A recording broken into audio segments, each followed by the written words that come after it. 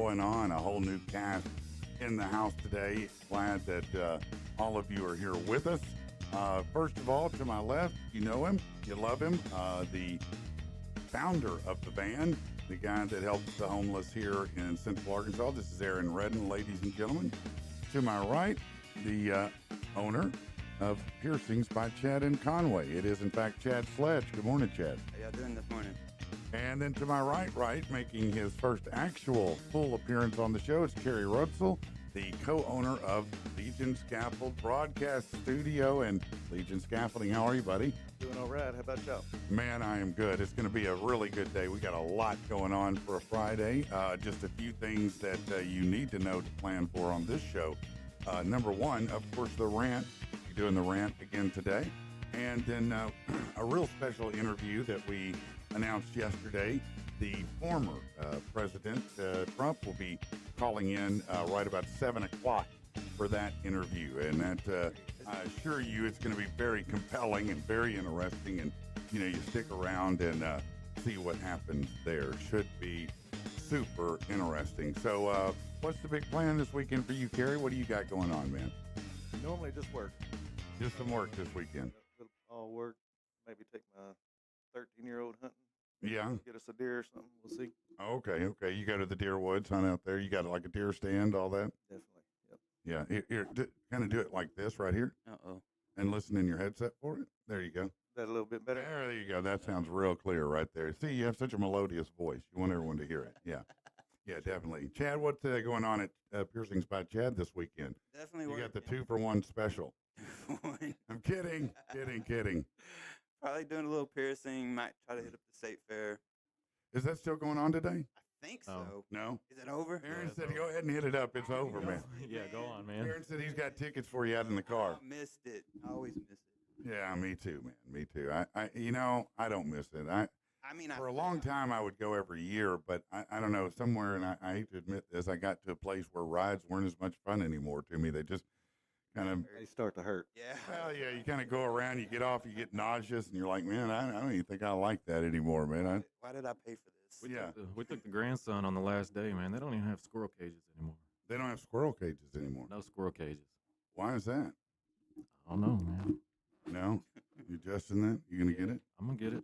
Okay. What's just fighting you over there? Hey. Don't lose that now. Try So- both hands. He said use both hands. It's a little bigger. You got to cup it. Yeah, no, you gotta sit on that thing, right? No, that's terrible. I'm sorry. Let me. Falling asleep in your morning shower? We'll wake you up. All right, let's talk about who has outrun the Grim Reaper today. From Alice in Wonderland, Mia Wasikowska is 35. I hope I said that right. I'm not sure I did. Garrett Backstrom, he's 29 from Hello Herman. Michael Boatman is 60. He was in Spin City. Let's see who else. Craig Robinson, man, that dude's funny. From The Office, Zach and Miri Make a Porno. He was in It's the End. This is the End. Real funny guy, but he played the warehouse manager in Office, The Office, if you remember. Okay, let's see. Marion Ross from Happy Days is 96. In other news, Marion Ross is alive. Right. Frontman for Yes, John Anderson, is 80. I saw them at Riverfront, and it was a pretty damn good show, actually. It was way back in the 80s, I think, but it was a really good show. I'm 45 today. Are you really? Hey, man. No, it's not my birthday. It's in July, but I'm 45. Okay, that's great. No, that's great. I like that. Katy Perry is 40. She's also insane. Bare Naked Ladies, Ed Robertson, 54. Drummer for Red Hot Chili Peppers, Chad Smith, the lookalike of Will Ferrell, Man. 63. You ever seen them play side by I side? see them together to know that there were two different people, man. It's crazy, isn't it? It's insane. It really is. They really do look a lot alike. Let's see who else, if there is anyone. No, that's that's it. Okay, so let's move on to some news that you can use. And let me see what I got here. Okay. Well, that's a bad way to start, but a 15-year-old boy accused of fatally shooting his parents and 3 siblings in a Washington State home. According to the documents, the King County Prosecuting Attorney's Office said the boy staged the scene to make it look like his brother did it and then killed himself. It happened Monday morning at a home in Falls City, about 25 miles outside Seattle. The suspect, the son of Mark and Sarah Humiston, and he's been charged with 5 counts of first-degree murder and a lot of other stuff. How sad is that? Pretty bad. Yeah. A health expert is offering tips to limit sugar intake in children for Halloween.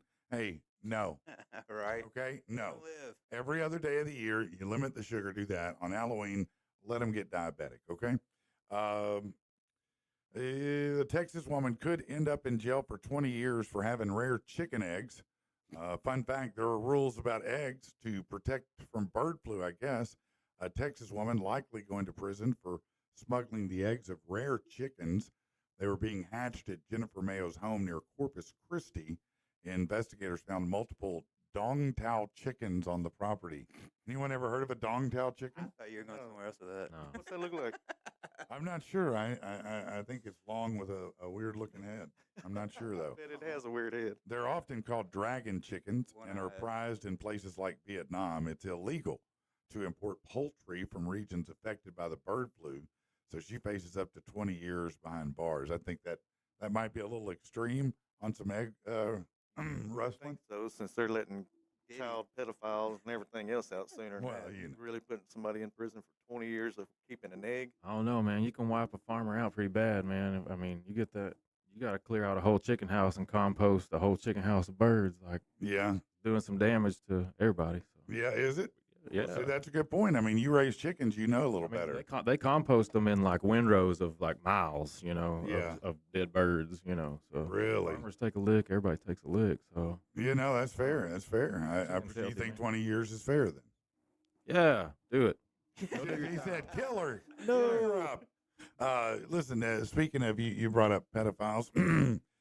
3 different people who attended tapings of Jamie Foxx's Netflix special, What Happened Was, are saying the comedian discussed allegations that Sean Diddy Combs was responsible for his mysterious hospitalization.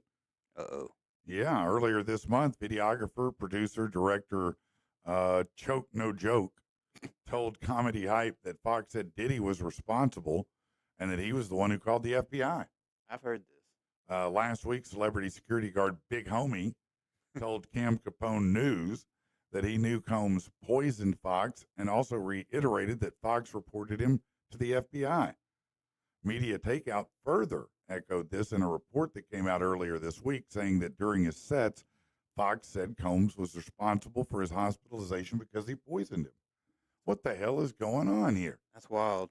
I can't even begin to think what the hell is wrong with Diddy in the first place. I mean, who does the shit he does? Why would you poison Jamie Foxx of all people? I mean, I don't know. Maybe he's been thinking about that for years. You want me to Man. tell you why Jamie? No, I don't. Please don't tell me anything, man. I don't want to know. Don't. No. If I could push this bleep button, I would. I can't till I fix it. But okay, let's talk about the Menendez brothers. Speaking of, questionable people, at a press conference in L.A., District Attorney George Gascon said that he'll be asking a court today to re-sentence Lyle and Eric Menendez in the murder of their parents. Said he'll recommend that life without the possibility of parole be removed and the brothers be resentenced. While he ultimately made the decision, the DA said the staff in his office weren't unanimous in backing it. He said, "I believe they paid their debt to society." A Superior Court judge will make the decision on resentencing. They were convicted back in 96. Lyle is now 56, Eric 53. Gascon said that because the 2 men were younger than 26 when they killed their parents, they'd be eligible for parole immediately. I understand one of them may already be moved out of the prison into a halfway house. I thought, yeah, something. I think at least one of them is. So they must anticipate they're getting out. So that's interesting. But, they were super young when it happened. And if you watch the recent documentary, there are some questions about what happened. And I'll say this, if that wackadoo Gypsy Rose can be out, they should be out because of all people. I was shocked that she's out and the dude that helped her that she talked into doing it's still in prison. I'm like, that poor bastard, Right. you know?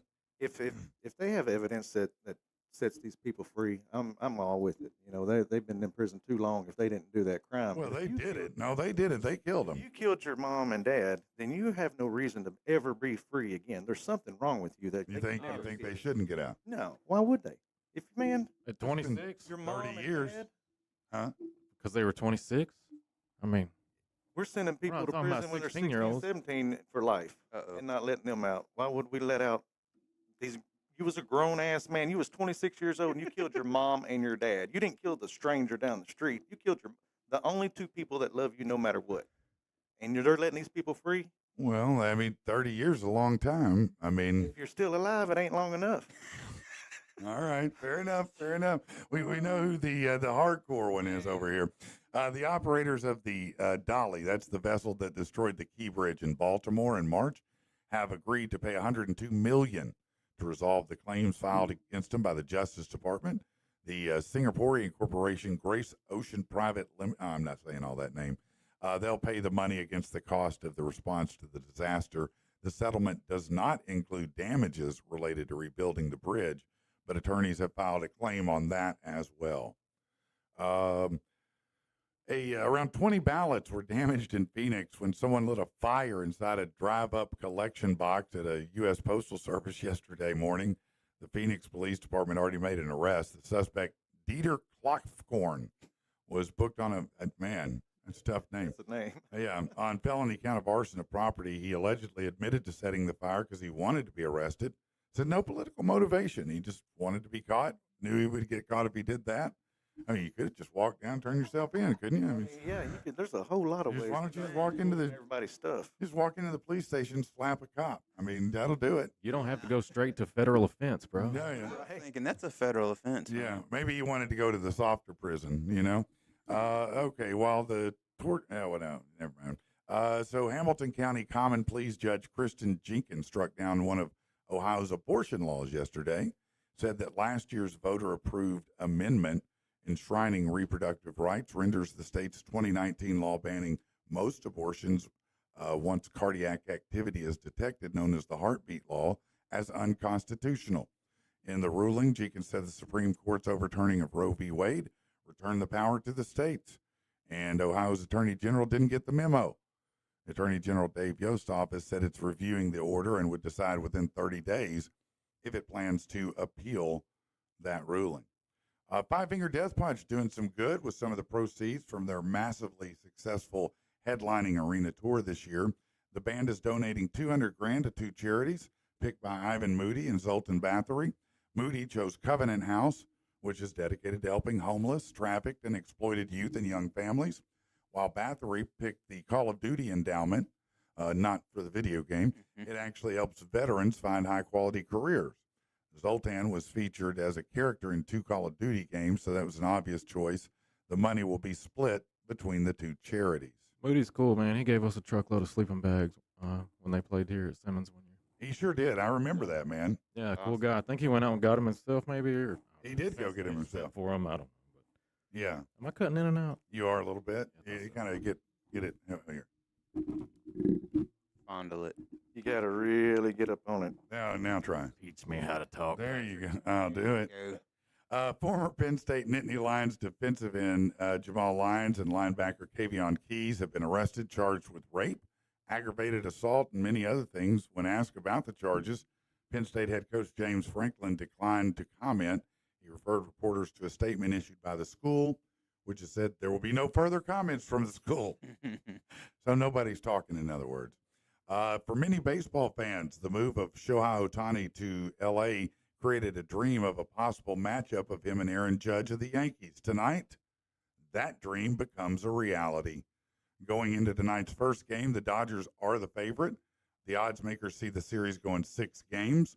On a side note, the Dodgers will be honoring their late ace, Fernando Valenzuela, with a patch on their uniform. The first pitch, 8 p.m. Eastern time in L.A. Aaron, you a baseball guy?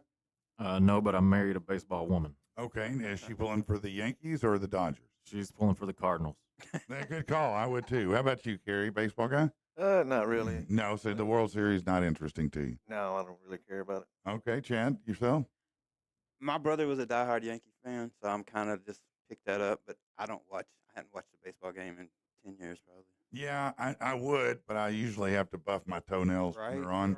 You remember Long Daryl game. Strawberry? Yes. Yeah, that was back when they did cocaine in baseball. Yeah, so I hadn't watched baseball since then. Yeah, it's just lack the fun, huh? Yeah, no, I get it. That's kind of how I felt back when they were, everybody was on roids and crushing them out of the park, and they ended that. I was like, thanks for ruining baseball for me. I was finally interested. Absolutely. I wanted them to have fist fights out there, break into an MMA thing.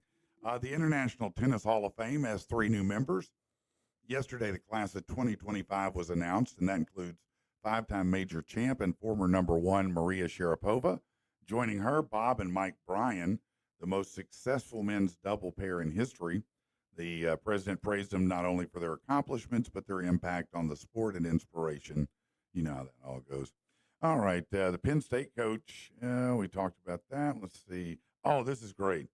In Quebec, the driver of a Zamboni arrested after being suspected of clearing the ice while under the influence. The unnamed 25-year-old Zamboni man, name withheld by police, managed to cause a low-speed crash into the boards while on ice cleaning duty between 2 games. The crash was witnessed by multiple people, one of whom called police to report the suspected drunkenness. No one was injured. A door at the rink was broken, though. That dude was having the time of his damn life, I guarantee you. So it's against the law to operate a Zambini while you've been drinking at the job? You're not Yes. on the road. How's that? Yeah, no, it definitely. How many times have they had this problem to have to make a law against it? Well, I think any kind of vehicle that's motorized, even a lawnmower. I saw recently a story where a guy was drunk on a Power Wheels Jeep. That's crazy. I'm just saying. Okay, see, all safe inside the ice rink, according to you. Yeah, so it's like If riding you're in forward the down ice the rink, woods. ollie oxen free, I can run this shit into anything.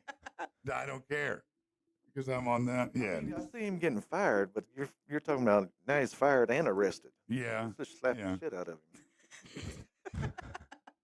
All right, let's do something different. Falling asleep in your morning shower? We'll wake you up.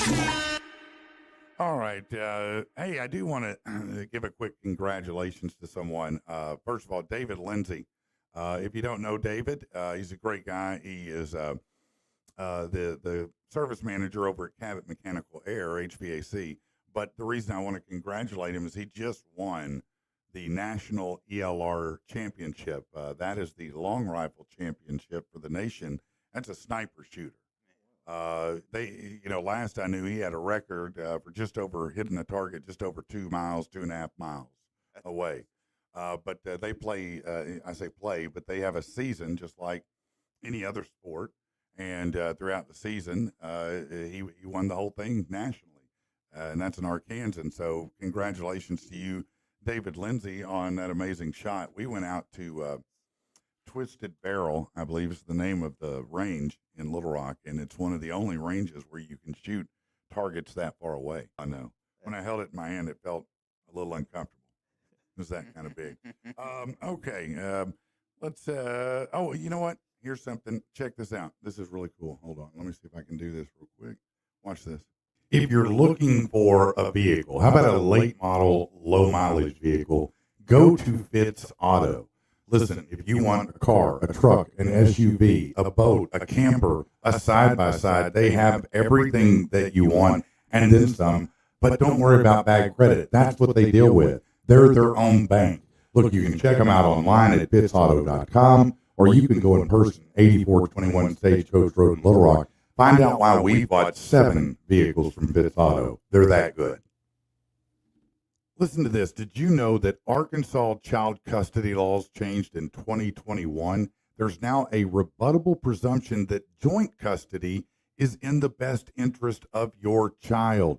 Look, if you're dealing with divorce, child custody, something like that, there's 3 things you need from your attorney. You need him to be experienced, you need him to be aggressive, and you need him to be effective. And that is exactly what you get at Robertson, Oswald, and Noni. These guys know what they're doing. Bonnie has been my personal attorney for many years, and she is amazing, as are the other 2. If you've got those kind of issues, don't take a second choice attorney. Go to the best and let them get it done for you. You can call them at 496-6633. That's 6633 or go to robertson-law-firm.com. Yes, sir. How about that? That was awesome. Yeah, we're upgrading a little bit around here for commercials, huh? That's a little bit better. I like that. That was Pro yeah. stuff. Yeah, hopefully that makes it more helpful to find phone numbers, websites, things like that. I thought that would be so much better for folks who are interested because maybe, you go back and watch it later and you can, just pause the screen, get whatever information you need. Boom. We just And- bought a truck from old Bill Fitz. Yeah. It's a real nice F-150. Yeah. Good, man. Yeah, they're good folks over there. Honestly, I'm so thankful for them because, when all this started, they were the first ones I went to and said, hey, this is what I want to do. Could you help me out? And, and they said, heck yeah, we will. Absolutely, we will. And so I can't, encourage people enough to go there because they always support us in the community and they're local. They're good people.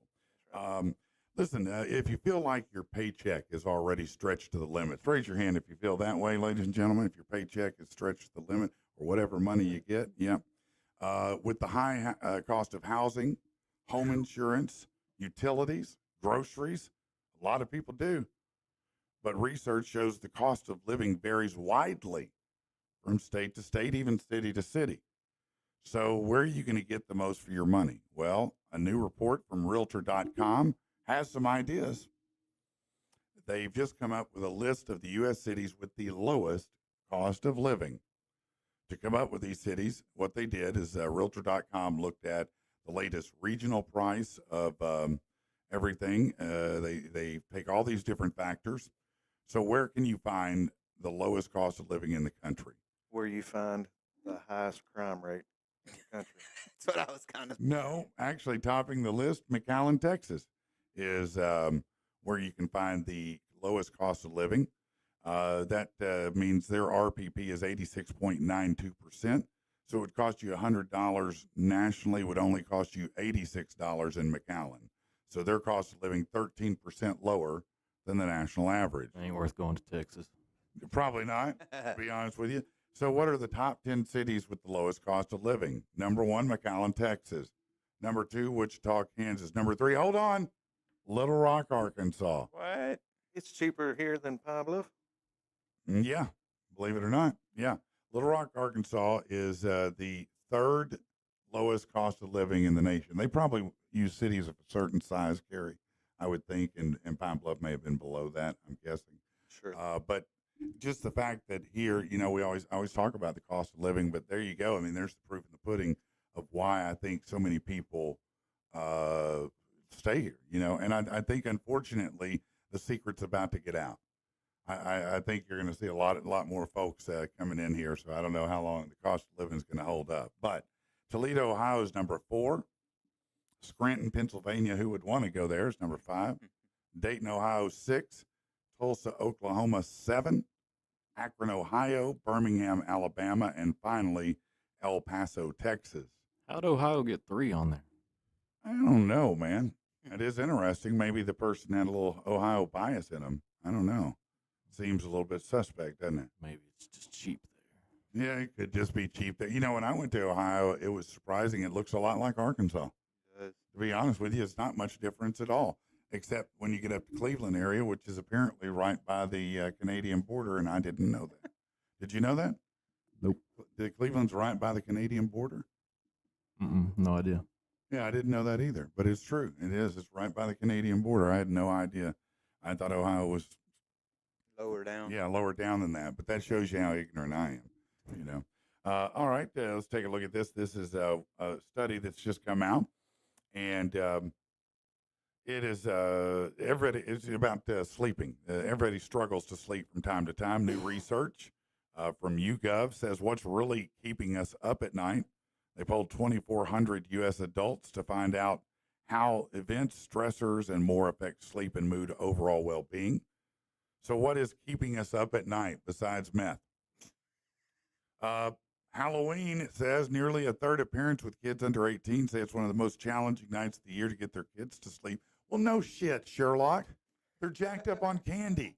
They've been snorting pixie sticks all night. Yeah, they're not going to sleep. What do you care? It's Halloween. Screw school. the end of daylight savings. Yeah, that can be a problem for people when they change the clocks back. That adjustment can have an impact on sleep. When daylight savings times in, 69% of Americans say they have at least minor negative shifts. But what is it, 24, 48 hours maybe? It's like a day or two. Yeah, I mean, sleep in, get over yourself. The 2024 election, apparently people losing sleep over that. Well, on both sides, trust me. But, however, we will be interviewing President Trump shortly. Here in just a couple of minutes, he's going to be zooming in, and it's going to be quite interesting. I can promise you that. I'm very, very interested in it. Let's do this real quick. Hold on. He's an imbecile. Well, he's our imbecile now.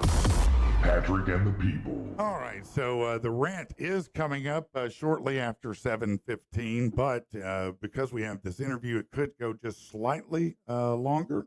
So I'm going to go ahead and get this interview started. Let me clear everything out here, guys. And turn of events, we have been able to secure an interview with Mr. President Donald J. Trump. He is here on Zoom with us to talk about the upcoming election and everything going on. How are you today, Mr. Trump? Well, it's great to be here. Thank you for having me. Thank you. I appreciate it. We are doing lots of beautiful interviews, and it's going to be in a matter of less than 2 weeks. We're going to take back this radical, lunatic White House and put crooked Joe Biden into assisted living once and for all. We have no choice. Well, it looks like that all the poll numbers seem to be going in your favor right now. What do you think is bringing that to be? Well, it's very interesting because, back in 2016, we did like beautifully. 2020, the numbers were like through the roof. And now there's so much enthusiasm. We call it the enthusiasm number. They don't talk about that. They talk about the polls, which I don't really believe unless I'm winning. But the polls are through the roof. Someone said to me the other day, which I wasn't sure if it was true. They said, you have the highest polls in the history of any president in the United States. Any president. And I said, in any country, by the way, that's any country. Anywhere in the world. Even the horrible ones. Yeah.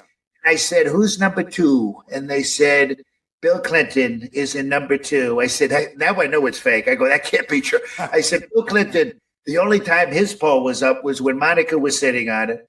Oh, so, terrible, right? Terrible. So, I said, he was one of the worst. Go ahead, I'm sorry. No, that's all right. So one of the fascinating things about this particular election season, this campaign, is how your numbers have come up with minorities.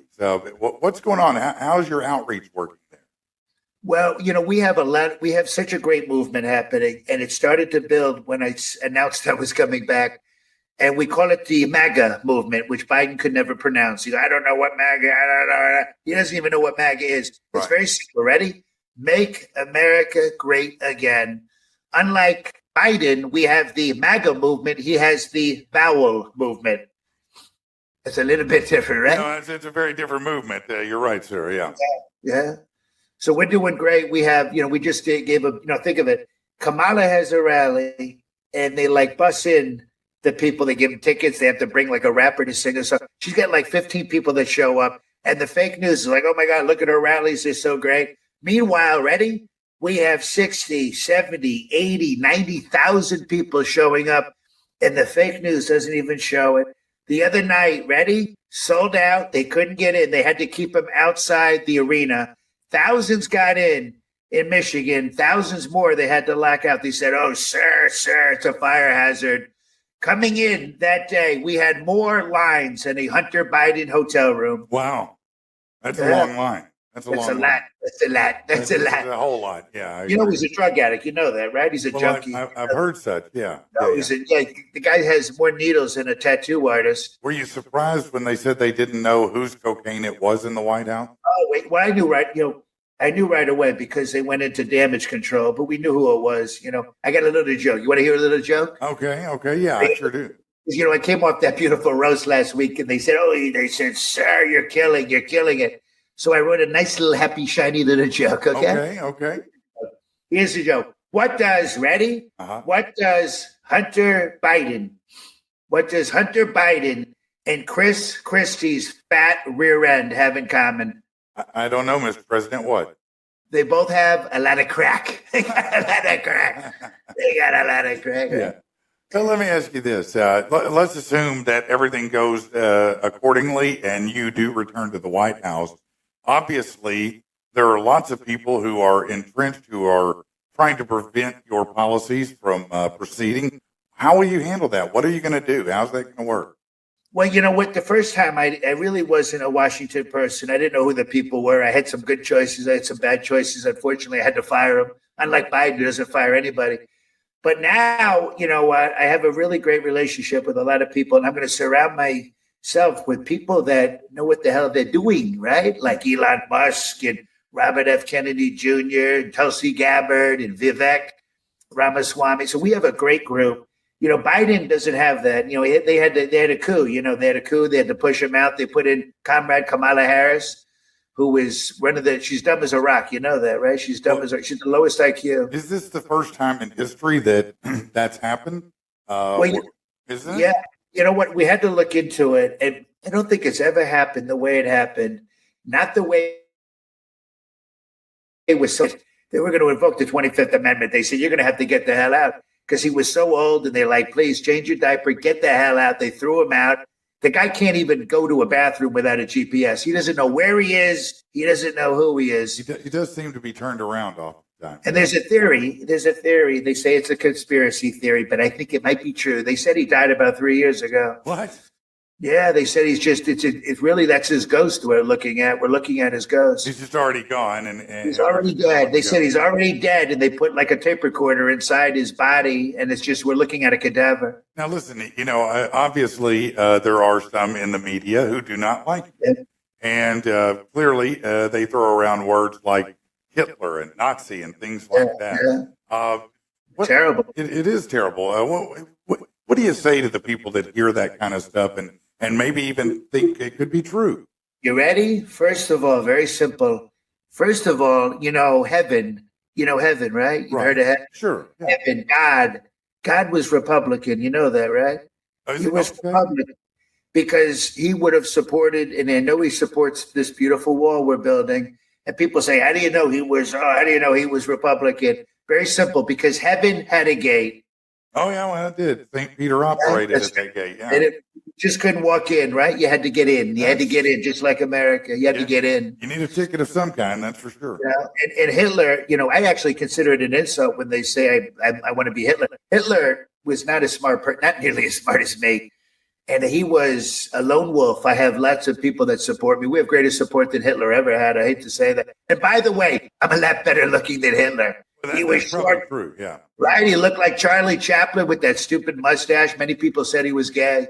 He might have been gay. I hate to say it. Might have been. Maybe that's why he was so angry. I don't know. Very angry that he was gay, probably. Yeah. So, look, what about, you know, the folks who complain and say that, you know, when you engage with people like, for example, you know, Taylor Swift or Rosie O'Donnell, that maybe it's beneath the president. Yeah, well, you know, Rosie's a pig. You know that, right? She's a pig. I've heard you say so. Yes, sir. Think of it. Ready? Her magazine failed. Her TV show failed. They threw her off The View. She's a pig. She's a horrible fat pig. And I don't even know why. She's not talented. You know, she's terrible. And Taylor Swift, the music's terrible. It's a horrible music. She's terrible, and you know she is dating that guy, the guy, whatever his name is. What's Travis his name? Kelce from He's another one.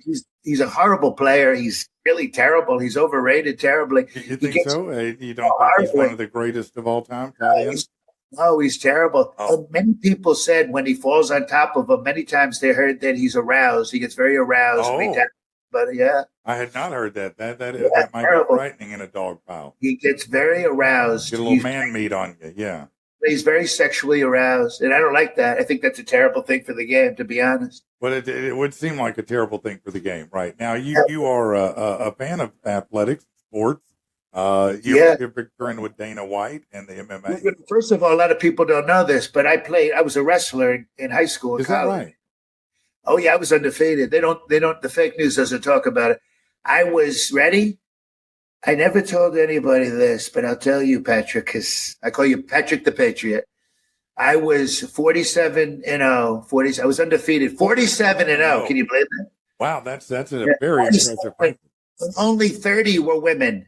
Only 30 were women. The Well, ones they tapped out very quickly. I bet they did. They did tap out quickly. Yeah. Now, why did you not pursue further career in wrestling? You know, they said to me, many people said, sir, you could have been the greatest Greco-Roman wrestler in the world. And I said, you know what? I'd love to do that, but I got to save this country. So I stopped.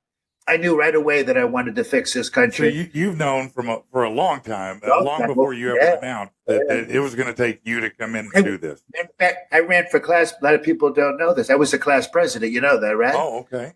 Yeah. When I was class president in my high school, I declared war on Venezuela. A lot of people don't know that. I did not know that against Hugo Chavez and all of them. War, a beautiful war. Went down with 30 kids from the wrestling team. We beat the hell out of them. Is that right? They don't You show. just handled them. We handled them. We got rid of the cartel. There were no cartels in the 80s because Okay. we went down with the wrestlers. We beat the hell out of them. Now that's kind of what Joe was saying. I remember when he had his chain and he was fighting. What was his name? Corn Pop, the gangster. Yeah. And you know, when we finish this, we have to finish the wall, Patrick. You know that, right? Right. Of course. Because they're pouring in, and these are not the good ones. I hate to say that they're bad. They make our criminals look pretty good. I hate to say it. And we want to get rid. And I always say this because they go, "Oh, you don't say that, sir. Don't say that." But we want to get rid of the bad ones. And when I say bad ones, I'm talking about gang leaders, gang members, Selena Gomez. You got to get rid of Selena for sure. Huh? The band Menudo. I want to get rid of them. Yeah, I think they're already gone, but it is good to make sure. Yeah, a couple of the mariachi What bands. about maybe are Ricky terrible. Martin? Ricky Martin. Yeah, he's another one. Sometimes they say he's Puerto Rican. I said, either way, get rid of him. Yeah, he's Get rid- got to go. Right. So we want to have a wall so big. And it's interesting because, you know, they didn't fit. We had 567 miles of wall. It was so beautiful and shiny. We greased it down with guacamole and salsa. Oh yeah, that'll do it.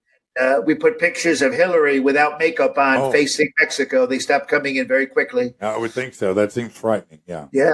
And someone said to me, they said, what about, because we had the biggest wall in the world.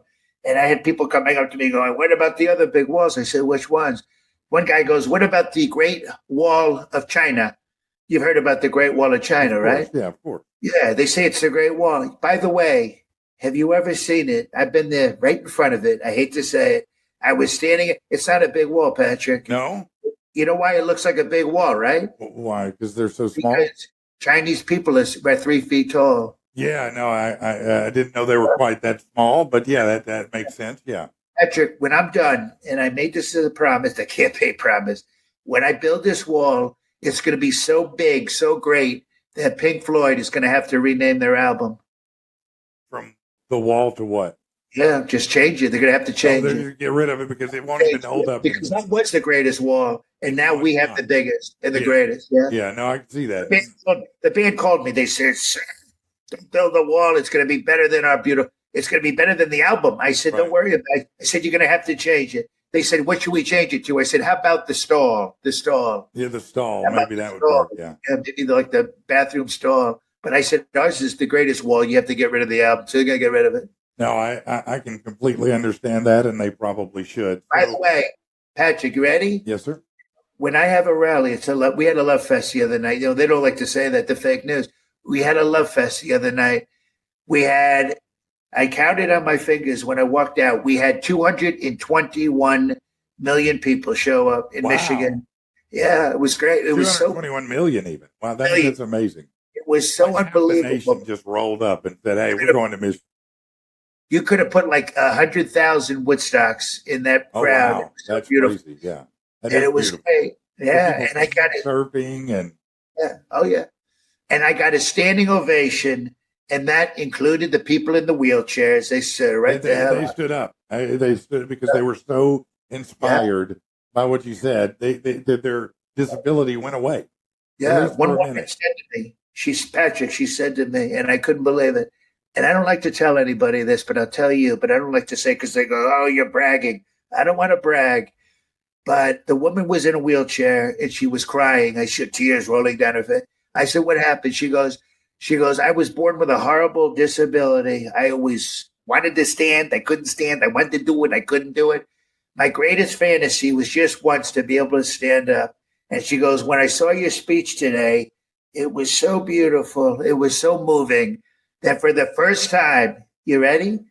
The first time I got the energy and the strength to stand up. Can you believe that? Wow, that's an amazing accomplishment. I mean, that's By the way, she had one leg. One leg. Yeah. Just one. And I turned to talk to someone. She was like hopping the hell out of the stage. She actually hopped out of the stadium. She left the chair completely. She ran out. She was probably very excited, like Peter Cottontail. She's gone. But they don't show it. They never show it. They don't do that. They don't do that. They're so fake. So you're 2 weeks away. I know that we just have a few moments left, but I want to be able to allow you to get the message you want to the voters, maybe who haven't quite made up their mind, Mr. Trump. What do you want to tell them? Well, we're going to cut your regulations. We're going to cut your taxes. We're going to secure the border, which, we have to do, that. We're going to be energy independent. We were energy independent. We're standing on liquid gold. I always say that, liquid gold. Yeah. We're going to drill, baby, drill. I always say we're going to drill, baby, drill. And we're going to now secure the greatest military. Our military, when I took it over, was depleted. You know that, right? Right. It's completely depleted. I built it up, shiny missiles, beautiful bombs. We had ships so big, they didn't fit on the ocean. They didn't fit. They're too big. Not too big. They used to say, the generals are like, sir, we followed the coordinates you gave us. They're too big. And it was so great. And our military was scarier than Rosie O'Donnell at a nude beach. Oh, wow. That's scary. That's very frightening. Yeah, it's very scary. I had leaders. I met with leaders like the head of the Taliban. His name is Abdul. And we sat in his cave for like 2 hours. We ate hummus and pita bread. And he goes, I love you. He goes, I loved you when you were on The Apprentice. I said, I didn't even know you saw The Apprentice. I said, I didn't know you had electricity in this cave. He goes, he goes, I loved you when you were on The Apprentice. He goes, I would love to be your vice president. Can you believe that? Abdul from the Taliban. He wanted to be my vice president. Wow. I said, you're like the leader of a terrorist organization. I said, you can't be my VP, but you can't be my golf partner. So we're going to play golf. Oh, so you're going to play a little golf and I said, try to win him over. I said, don't wear the mind. Don't let him on the course. Well, that's amazing because who else could win hearts and minds by playing golf with the head of the Taliban other than yourself? I mean, nobody else could do anything like that. You remember I met with, they don't give me credit for this. I met with Kim Jong. Yeah. Kim Jong. And they said when Trump gets president, there's going to be a war with North Korea. It was the opposite. I actually met with Kim Jong, and we got so far in the beginning. It didn't start out so well in the beginning. He was like, remember he came out, he goes, oh, I have a red button. I said, I got a red button and ours works. It's a lot bigger than yours. Right. And after that, we became friendly. And he would call me in the middle of the night when he had problems with his girlfriend. He's like, oh, sir, she doesn't talk to me. She doesn't like to be romantic with me. And I gave him a lot of advice. I said, well, first of all, get rid of that horrible haircut. You look like a wrestler from like a junior high school. Yeah, it's pretty bad cut. Change your name. It's not very tough when you have a woman's name. And he used to thank me. He thanked me. It was a great love affair. He loved me so much. He wrote me many letters, and he goes, I consider you a father, which I thought was very nice. Yeah. And you remember my nickname for him, right? You remember the nickname? Rocket Man? Rocket Man, yeah. Which, we got offended by in the beginning. I said, oh, Rocket Man. He goes, you can't. I said, that's a compliment. He said, really? I said, that's the name of one of the greatest songs by Elton John. He goes, I never heard it. I sent it to him. I played it. He goes, oh my God. He goes, I love that song. I go, that's right. And then he felt happy that I called him Rocket Man. I said, you should have heard what I was going to call you. He said, what? I said, the missile midget, the torpedo turd, the grenade grouch. I said, the grenade grouch. He goes, oh my God, those are terrible. He goes, I'm so happy you called me the wonderful Rocket Man. Now he loves me. Yeah, now you're friends. And that's what you want to do. You want to reunite the world and make everybody our friends. Bring everyone together so beautifully. Yeah, or, put your giant ship out there and let them know you're not playing. Yeah, we're not playing around. I'd hate to see somebody mess with us. I said that recently about Iran. Iran's a horrible country. They say, sir, you can't say that. It's terrible. Don't say that. But that's why they call it that. The first person ever to name it ran the hell out of that country. That's Yeah, why they called it that's Iran. Iran, yeah. And I ran the hell out. No, that makes perfect sense. Well, They were going to name the country Iran out, but it was too long. So they said, let's just call it Iran. it makes sense. Makes sense. But Yeah, the Flock of Seagulls did a whole song about it. You know that, right? I ran so far away. Oh, yeah, yeah. I never knew that. They're Iranian. One of them's Iranian. They don't talk about it. No. Really? You know, it's interesting. They never show any of this. CNN is the worst. The corrupt news network. That's what it is. Oh. Or actually, I like to call it the Clinton News Network. I've heard Right? that. Yeah, The ratings, they're lower than P. Diddy Zipper. It's so terrible. that's pretty low, sir. Terrible. And then you got the other one, ABC.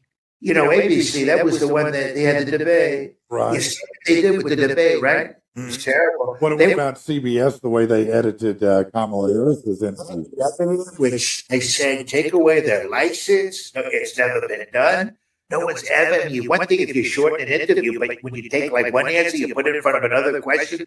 That's terrible. That's really bad. And ABC, when they had the debate, that was 3-on-1. You saw that I 3-on-1. did. Yes, I did see that. I haven't seen 3-on-1 since I was in a hotel room in Vegas.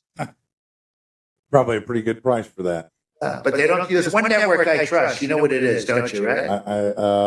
Fox? No, it's not Fox. Is it Wrong. No. Patrick and the People? What's that? Patrick and the People? No, you're close. You're close. Hey, You're my second favorite. You ready? yeah. It's the Playboy Channel.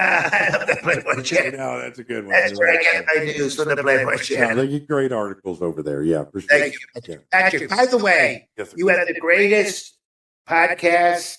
I love what you're doing, and I really appreciate it. And, you know, I listen to many other podcasts. They're horrible. I go on a lot of them. They're terrible. They're boring as hell. But you're doing a hell of a job. I endorse you. Thank you, sir. We appreciate that a great deal. Thank you. I love Arkansas. Great, beautiful state, Arkansas. And you know they voted for you both times, and I'm sure they will again. Think of it. Back in 2016, they didn't think I could win, right? They thought, oh, Hillary Yeah. did so great in 2016. And it wasn't easy. You know, we had 17 candidates in the Republican Party. You remember that, right? Of course I do. There Yeah. was a lot of people running, and they were smart, talented. We had Boring Jeb and Little Marco. And it was 17 candidates when it first started. Then it went down to like 12 because Chris Christie ate about 5 of them. Yeah, no, I heard that he did. Yeah, he caught him backstage. Yeah. He doesn't belong in the White House. He belongs in the White Castle. I can tell you that, right? I understand that. He Well, went to endorse me. We couldn't find him. Did you know that? We couldn't find him. No. He was to be in the Rose Garden. He was in the Olive Garden. oh, he was at Olive Garden. Yeah. Called him Christy Cream. Chris Christy Cream. He's so fat. He's a fat slut. He's a whale. He's a whale. Yeah. Is he well? Actually, yeah. All right. Yeah, terrible. No, I mean, he clearly you banished him. He's gone. I haven't seen He's him gone. in He tried- years, really. I didn't give him a job. I didn't give him a job. You know that, right? I didn't want. He wanted to be. I don't know what he wanted, but he wanted to work in my cabinet. I said, I'm not going to put you in my cabinet. You'll probably eat everything in it. Yeah, no, he didn't have anything I left. said, forget it. I said, forget it. He got angry about it. He's very angry man. Angry and fat. That's the worst two things you can be. Angry and fat. That's a tough combination. I've been that before. Frustrated and incompetent, like I said, if you're angry and you're fat, that's probably worse. Right. Well, Mr. Trump, we want to thank you so much for taking a minute to come on our show and wish you very good luck on the election. I'm sure we'll be seeing a lot more of you soon. By the way, when we win, Patrick, we're going to celebrate, all right? I'll make sure to come into the studio. We'll celebrate, That'd okay? be amazing. I'd love to have you in the studio, Mr. President. That would be an honor. Thank you. Well, listen, we love you. God bless you, and God bless America. Thank you very much. Thank you, Mr. Trump, and have a blessed day. All right. And remember, fight, right? Yes, sir. Fight. We're there. Fight. Unlike Biden, who says good night. Yes. Thank you, sir. Have All a right. good We'll one. see you very soon. We love you. Thank you very much. Wow. And there you go. Uh-oh. Hold on. We got an issue there. There you go. That is President Trump if you want him.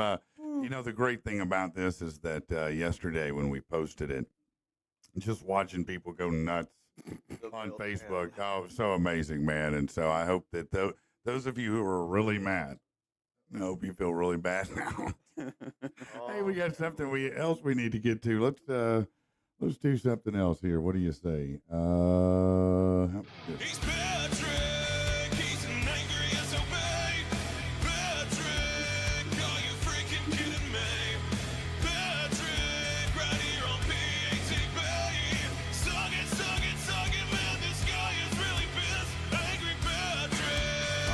let's get to it. Washington College in Chestertown, Maryland, one of the oldest colleges in the country, is trying to get with the times first with a change to its logo.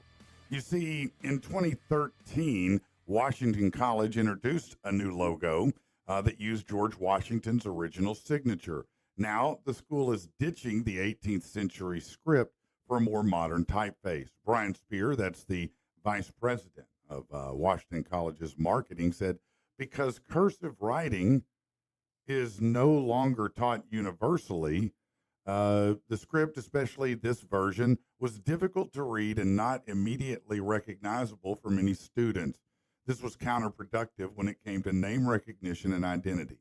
You know, Mr. Vice President, that makes perfect sense. Are you freaking kidding me? Listen, Vice President Dick Mitten, is it cool if I call you that? Or would it be better if I called you Brian the baby back bitch? I digress. Let me make sure I'm understanding you correctly. You're telling me that the school named after George Mother-loving Washington finds it too difficult for the kids to recognize his signature because it's written in cursive? Is that a pretty fair assessment? Because I could literally take a piece of paper, lay it in Mr. Whisker's litter box for a couple days, and whatever comes out on that paper is still smarter than anything you just said, and probably smells better than the shit you're trying to sell me. You say the kids aren't learning cursive and it's hard for them to recognize? Far be it from me to suggest that you're a school. You couldn't, I don't know, teach them to recognize the signature, the freaking namesake of the school they attend? Is that a little too hard for them? Better yet, teach them cursive. No, that's great. Go ahead and coddle them. Maybe in a few years we can dumb people down to only reading pictures. Next up, thousands of bottles of Duloxetine, that's a popular antidepressant medication, are being recalled because of the presence of what's called toxic chemicals. The recall involves bottles of Duloxetine delayed release capsules distributed nationwide, according to the FDA. The lot number is 220128. They have an expiration of December 2024. The drug's brand name is Cymbalta. Hey, but that's okay. We all know things happen, right? Are you for what the folks, when I tell you I can't think of one better situation to say you had one job. Make a depressed human being feel better with your magical pills. The ones that take you from crying in the fetal position to feeling so good it puts a tickle in your taint. You know, it takes you from I'm considering murdering my husband to I just might give my man a ticket to Pound Town. And what is the one precaution of any antidepressant? Don't just stop taking it because it could cause you to do what? Ding, ding, ding, suicide. Yeah, great job, Cymbalta. You may as well have sent every one of them a mirror that reads not in cursive. Your mom was right, you're trash, and it can't be fixed. Or you're so ugly you'd make a freight train take a dirt road. Or the classic, you even sound fat. You had one job, make people happy. Now they're going to have to add a second antidepressant just to cope with your bullshit, and you wonder why people question medication. And finally, the Sherwood, Oregon Police Department offering a new Halloween event called Hide and Seek with a Cop, where armed uniformed officers will try to tag participants as they run through a wooded park at night. Officer Paul Madison explained the event is meant to be a fun community building activity like coffee with the cops or bowling night. Best idea I've ever heard. I mean, right? Are you freaking, is it Halloween or April Fools? You want me to show up to a park at night where I'm going to run and try to hide from the armed police officer chasing me? Haven't we all seen this movie before? It feels like a trap. It looks like a trap, but nah, said every guy in every movie that died 5 minutes later. Now, maybe I misunderstand. This is a singles event, right? Like speed dating, a bunch of scantily clad women with their blouse balloons bouncing out and fully rendered moose knuckle on display, being pursued by cops with guns. Now that might be fun. Oh no, are you going to arrest me and pull out your big weapon? I don't have any cash, officer, but I'm willing to pay my fine. Yeah, that's not what this is. This is literally a big game of hide and seek with the cops. I've spent my whole life avoiding being chased by a cop with a gun. Not one person who heard this idea along the way said anything like, do you think maybe in today's social climate it's a bad idea? Who came with this marketing plan? The Menendez brothers? Because this is definitely the worst idea since scratch and sniff tampons. I'm just going to stay home for Halloween and instead play hide and seek with my bill collectors. That's it, man. Yeah. Let's do something Brought to you different. by How that about gunk in the back of your throat. All right, everybody. All right. Let me switch the camera back up here. Hold on, y'all. Let me make some magic here. Yeah, let me just reset this camera here. Okay, there we go. How about that's the magic right there? Hey, what did everybody think of that amazing interview with the president there? What do you think, Mr. Carey? I think that was pretty awesome. That Yeah. couldn't have went any better. Yeah, you liked the interview? It was a pretty revealing. Absolutely. I voted yesterday. Yeah, okay. Chad, how about yourself? I thought it was awesome, man. Yeah, you enjoyed it. You thought he had a great message. Yes, it was pretty Okay. Aaron, I know that you're usually pretty far left here. That took a long time.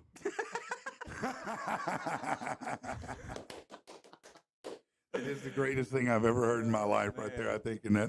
Hey, there you go. Thanks for switching the camera angle, man. That was a lot of fun. His name is actually Bob DiBuono, or Bob DiBuono. I'm not sure I'm exactly pronouncing it right, but he is rated as the #1 Trump impersonator in the world. That he is. I know a lot of people like Shane Gillis, who's amazing at it, but I thought he did a fantastic job. I thought it was a lot of fun, and he had a lot of funny lines. He had some kind of audio issue on his end on the end of the podcast or the end of the interview, but otherwise it was pretty great. That was pretty impressive. I mean, he sounds very, very much. I mean, he's got the mannerisms and the voice down pretty good. Like that was the whole package. Yeah, no, and it was fun. It was a lot of fun. All right, let's move to some new and different things that I've got here to talk about. Let's, as a matter of fact, I'm sure that we need to get into this. Can we get Colin next time? This is the segment, not like the other. People do stupid shit, you say, oh brother. Hey, it's not a copy or a clone of any previous bit. But if you think so, hey, we don't give a shit. Yeah. Wackadoo in the news. That's right, baby. Grammy Award artist. Yeah, Grammy Award when I'm nominated. I haven't won. I mean, let's be honest. I have not won yet. I've just been nominated. Okay, so let's get to the wackiest stories in the news for you today. Not often you see a zoo asking public to help identify an animal, but that's what the Bristol Zoo in England is doing. A trail cam set up by the facility's woodland area captured a photo of a mysterious winged and horned creature. The woodland area home to numerous wild animals, including whatever the hell this is. On its website, the zoo said of its experts after reviewing the images, they say the creature appears to have 4 legs, is like nothing they've ever seen. Some say it appears to be a muntjac deer. I don't know what that is, or if I even said it right, it could be muntjac, but zoo officials don't think it is. If you're an expert in mysterious creatures with wings and horns, maybe you can help the Bristol Zoo. Maybe it's Bigfoot. Right. You know, maybe it's Bigfoot. Huh? Could be. You never know. Call your guy. Yeah. I'm gonna call him to go investigate it. Matt, If Bigfoot has wings, bro, We're screwed. we're screwed. outta here. It's over. Yeah, we're done. Yeah, that's a good point. You never know what you're going to find with a metal detector. Let me pause there. Have you guys, Carrie, you ever done metal detecting, taking it out and tried to find stuff? Not really. My buddy's kid had one. I'd go play in the yard for a minute with the kid. Yeah. That's about it. How about you, Chad? I've always wanted to try it, but I've never had one. How about you, man? I can't do it. I can't. I want to go magnet fishing. That's the thing I see people do. That looks And then we'll, dope. Like in the drainage ditches and get the Well, yeah, or it's like the Saline River or wherever, because I mean, you can't imagine. pistols and all kinds of stuff, man. No, they do all the time. They find stuff like that, and it's a really interesting thing to see. You know, Call the cops when they find a gun. so yeah, mostly they do because they never know. Yeah, you don't know what that's been used for. If man. they're Yeah. recording it, they do. Yeah, right. Yeah, right. If they're recording it, they do. Oh, yeah, this Yeah, door. that's right. I just found $100,000. You better cut that tape off. You never know what you're going to find with a metal detector. As a matter of fact, speaking of that, once I did buy a metal detector for my son Noah, and all these years later, it's probably safe to admit this, and I'm probably going to ruin his life today. But I bought him a metal detector, man, and he was so damn excited, right? And the kid spent the whole day out in the yard trying to find stuff, nothing. I waited till he went to bed, and I went and dug a hole and put some quarters in it so that he could find some the next day.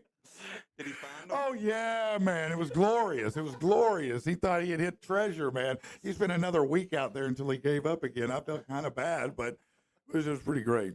One TikTok user built up almost 50,000 followers, sharing footage of things he's found using metal detectors. And one detecting trip to a beach in Spain wound up being good use of 4 hours. He found old coins, the usual assortment of garbage, and some rings. During that trip, he found 7 gold rings, one of them slightly unusual. The gold measured in carats with 18 karat and 14 karat varieties, but one of the rings was a 19 karat gold ring, and the carat scale 24 is pure. 19 karat is about 80% pure and worth about $70 a gram.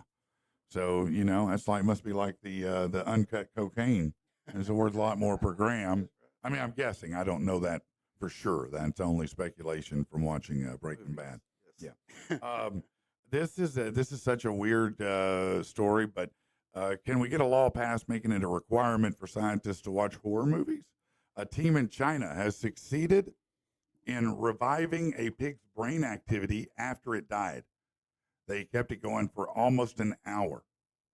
Previous studies have shown the brain can only keep going 5 to 8 minutes after blood supply is limited, but the experiment beat that by about 55 minutes. It gets more interesting when you hear this. While the longest time that one of the dead pig brains came back after being connected to the liver system was 50 minutes, the brain had electrical activity for 6 hours. Brains that had no oxygen for an hour were still active for even 3 hours after that. They're doing a lot more research needed before they start making zombie pigs, I'm sure. But I mean, that just the thought that 6 hours later your brain still got activity going, it could mean that, you know, after, let's say you lose your dome or whatever, you know, you get it severed, you could be just sitting there bored as hell for about 6 hours till you die. I want to know what level of consciousness this carries, you know? Right. Yeah, that's what I'm saying. I mean, that'd be weird, man. It's I just, was wondering what the next pandemic was going to be. yeah, you know. Yeah, no, that definitely. This is why we can't have normal diseases anymore, because we're out keeping pigs' heads alive for an hour longer than they should be. All right, here we go. Let's go to Florida, where, you know, things happen. If you're throwing your dinner at your wife, obviously you weren't that damn hungry. Markel Royal arguing Sunday night about his abuse of alcohol when he became irate and threw his bowl of spaghetti at his wife, hitting her on the front of her body on her stomach. Police found the woman covered with sauce when they responded to the call. Royal, charged with enhanced felony battery count, has been ordered to have no contact with his wife. Not his first trouble. He has a 20-year rap sheet with multiple drug and firearm charges and a 2018 conviction for roughing up the lady. Yeah, you know it's bad when you're throwing the spaghetti, huh? Must have tasted like shit. That's what I thought too. Like, why don't you learn to cook better? Wouldn't happen. There were reports in June that over a dozen golf courses in Canada were getting frustrated. Police hadn't figured out why their golf carts were disappearing. This week, the police came through. York Regional Police have charged multiple people for being part of a crime ring that's stolen hundreds of thousands of dollars worth of golf carts, with only 18 recovered. The assumption most of them were sold on the black market. The cartel had also diversified. When police raided the homes and storage lockers belonging to the group, they also found rare Pokemon and Magic the Gathering cards and $100,000 and a bunch of weed. Well, sounds like they were having a good old time there, huh? Just making money selling it. Yeah, they must have been making good money if they got 100,000 cash laying around. But, you know, easy come, easy go. Wait, easy go's a kind of golf cart. Never mind. I apologize for that. That was wrong of me to even do. Let's go over here and look at these other ones here I've got. Okay, so this 30-second test can allegedly reveal your biological age. So if you believe in such a thing, forget how many steps you get a day. The stand test might be what really matters when you get older. Researchers at the Mayo Clinic came up with a simple equipment-free way to determine your biological age. It comes down to how long you can balance on one leg. Yeah, that's right. Turns out the amount of time you can do that is an important indicator of nerve, bone, and muscle strength.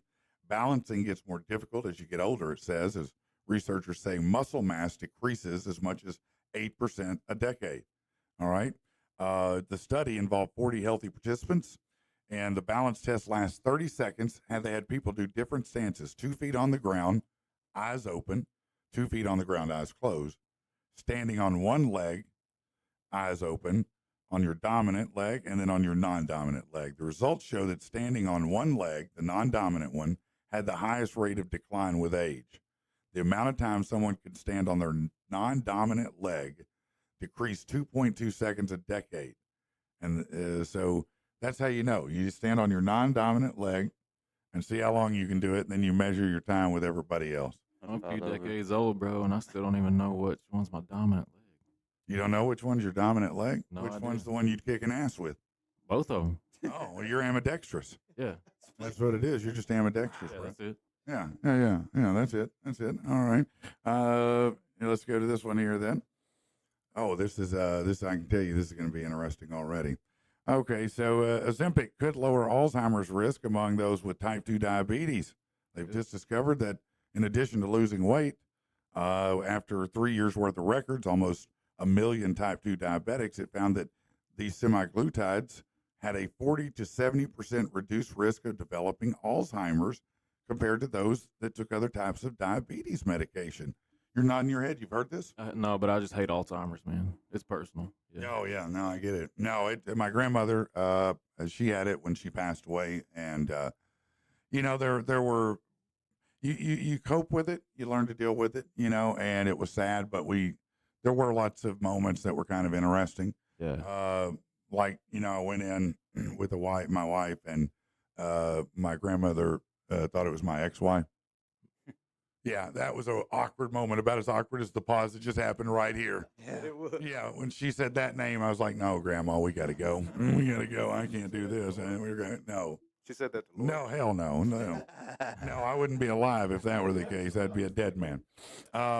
Okay, Justin Timberlake is postponing more shows. He posted that 6 of his Forget Tomorrow World Tour concert will be rescheduled so he can recover from bronchitis and laryngitis. Who gives a shit? Sorry. Okay, a town in Saskatchewan, Canada is trying to figure out what to do after next month's election.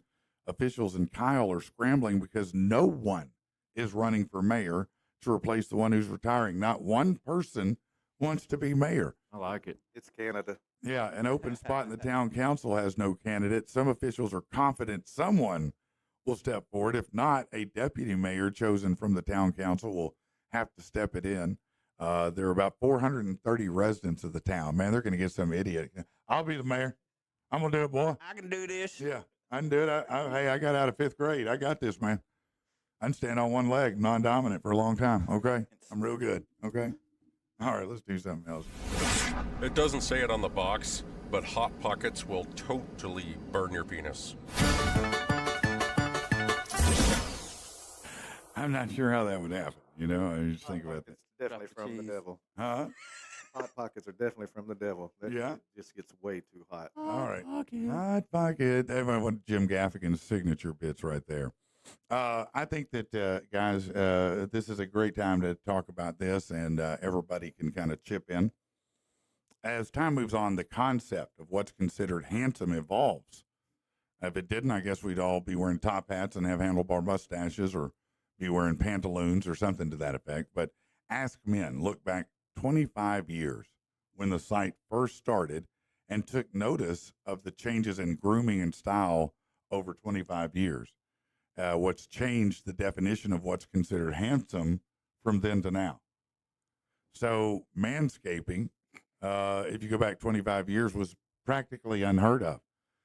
Now it's almost expected that a guy at least trims up and takes care of the undercarriage. I mean, is that pretty common across the board here? We all, keep some level of modicum. How many years ago was 20? What year was it? 25 years ago? Well, Just for context. yeah, it'd be 1999. Okay. Is that the last time you trimmed it? No, well, Oh, I'm just out curious. Manscaper. I mean, I believe so. If you want her to take care of it, hers, I guess you better take care of yours. Well, there you go. That's fair. What's fair is I fair. agree with him.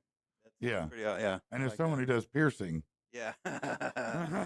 he definitely agrees. Hey, please, There. please go ahead and mow that. All right. It says tattoos. 25 years ago, they were taboo and rebellious. Now they're a trend and accepted almost anywhere, with the exception of the facial tattoo or the tribal ones sometimes, but is a tattoo's definitely more acceptable now. Wouldn't you agree? Oh yes. Yes. Yeah, because I remember the only guys when I was a kid that had tattoos were guys who'd gone to war, Yes. and they were hideous. It was usually a lady that would dance if you move your arm like My this, grandpa or had all that stuff. yeah, they were just hideous war tattoos. That was mainly it, and you knew they were grizzled up, pissed off, and you didn't mess with those guys. Yes. That's how you knew. The Yeah. tattoo said, "Don't talk to him." Or the Navy anchor ones, never talk to that guy. If he had an anchor tattoo, nope, he's gonna whoop that. Yeah, there you go, whoop that ass. Yeah, you didn't mess with them. But now, hell, everybody's getting tattoos. You know, everybody's getting piercings. Everybody's, decorating their bodies and whatnot, They're too fancy. Like people that have this whole strategic. like a sleeve type Oh, thing, yeah. or where Come it's on, man, just run that crap together. you just Right. like the random tats everywhere. Blend it, baby, blend it. Yeah, I know. I hear you. No, you say make it work. It doesn't have to match up. I mean, Doesn't have to be a full body sleeve. Right. it don't matter if your cousin Ronnie did it. It doesn't matter if he did it with cigarette ash and vinegar. Oh, man. Tattoo, no matter where it comes. That's right. Cosmetic procedures, cosmetic surgery, not just for women anymore. You still need to choose your provider well, and not go overboard. Would anyone, let's start with you, Aaron, would you consider a cosmetic procedure of any kind? Um, just like waxing my unibrow count. I'd do that. No, that is not. That's great and good for you. I'm glad. But no, that does not count. It would be like if you were to get Botox or a facelift, or No. that's a no. Okay. How about yourself, Carrie? No, I don't think I can do nothing like that. No plastic surgery, no cosmetic. Got a really small butt, but I still wouldn't let He nobody. wants a You want a BBL. BBL? I need a little filler, BBL, man. either way, I He couldn't wants do a it. woo. He wants to get a woo like me. Get that ledge back there. You can put a little drink on. You know what I mean? Yeah, that's a good. Yeah. What about you, Chad? No. I'm good, man. Yeah. Okay. You say no. I've thought about it, but probably not. I don't know. I don't know. It's hard to say. I might would do something right here, just under my eyes, but beyond that, I don't want to. Look, I've had a top chicken lip for my whole life, and I'm used to it. I'm good with it. I've never had a problem, operating it, and I don't really want to change that. So that I might consider my eyes. But I probably will never do it. I've talked a lot. I always tell Laura, yeah, I think I'm going to go ahead and get a wig. I'm going to get a wig. I'm going to get one of those glue-ons, man, and do it. And I would. I absolutely would do it. I'd come back with some Michael Bolton, some Bon Jovi hair, maybe some Predator hair or something like that. But everybody knows me. So when you have this today and you come back tomorrow looking like Bon Jovi circa 1987, Freaking people awesome. are like, no, they're not awesome. They're like, take that wig off, you ass. Okay, let's see. Skincare today. Today's man aware of the importance of caring for his skin. Do you do more skincare than you did? Definitely. Yeah. How about yourself, Chad? Wash my face. You're a piercer. You don't do skincare? No, I'm shocked by this. I just don't. No, but you got great skin anyway, Aaron. Bro, I've been on Irish Spring for 40 years, man. I'm telling you, My man. brother said he's on Irish Spring. I ain't getting off of it. Man, when I was a little kid and all the girls would say, you smell like soap. I was like, that's because I'm clean. And the more they Exactly. said it, the more I would use it. I mean, hey, just smelling like soap is pretty good. That's a plus right there. And then, oh no, I don't know.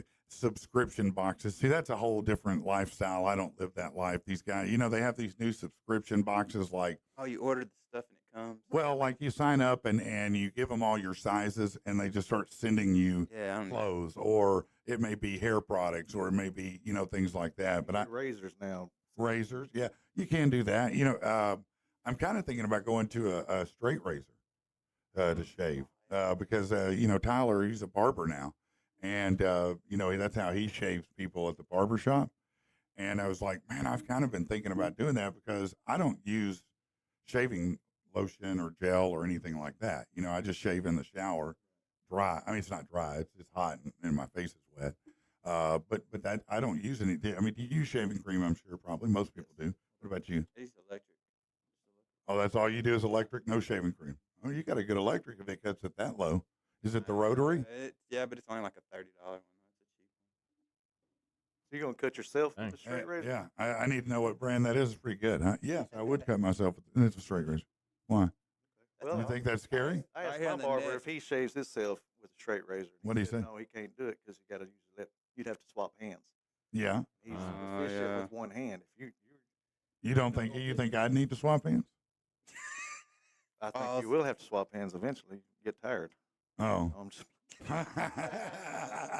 Oh! Yeah, I should have known that was coming.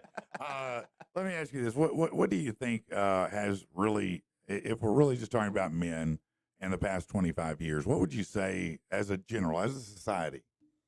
What do you think the biggest changes between us now and us 25 years ago as men are? What do you think? What stands out? What do you think? Anybody? it was normal for men to produce men 25 years ago. You think? Yeah.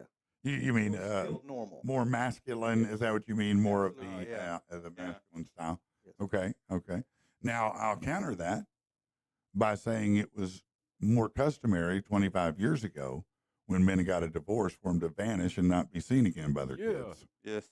Is that true? Yes. It's true. Absolutely, yeah. It is. It is true. I Yeah, think one of that. those. Yeah. As do some I'm very close to that I know. A man should never have to teach himself how to be one, man. That's some true stuff right there. Now that is true. That's very true. That's a good point. It is good as I think as men to as you're able to not being a Kyle or a Karen. Don't just walk up on someone and start trying to tell them how to live their damn life. That ain't your place, okay? Unless Right. it's your kid. But if you have friends or guys that you know are younger, or maybe they don't know, man. Yeah, it is our responsibility to help them out a little bit. Yep. Help them realize what's up, what's going on, what's the right thing to do is. I hate being put in weird positions too with friends. Like I had a friend for a while, and I'm not going to name names, or I'll even avoid the gender at this point. This person I knew was having an affair with someone, and this person was married, and that couple would come to my house regularly to hang out. And I finally, after about 3 times, I told my wife, I said, I can't do it anymore. She said, what? I said, I can't hang out and pretend. I keep looking at this person like I don't know what's going on. I feel horrible about it, and I don't want to know it, And so either we have to stop hanging out, or somebody's going to tell somebody, because I'm not going to be the one that when they figure it out a year from now or 6 months from now, and they go, you mean you knew the whole time and you never told me, you asswipe? Yeah, no, I would be a complete asswipe. And I couldn't do it. Have you ever been in a position like that where you were like forced to make that, you're in that really bad position between two people you care about? Not really between people, but I've had some weird ass business situations. Yeah. Like people want me to say things that aren't really what they were, Really? for sponsors and things. But we don't. No, that's also, yeah, no, I am not about that line. Yeah.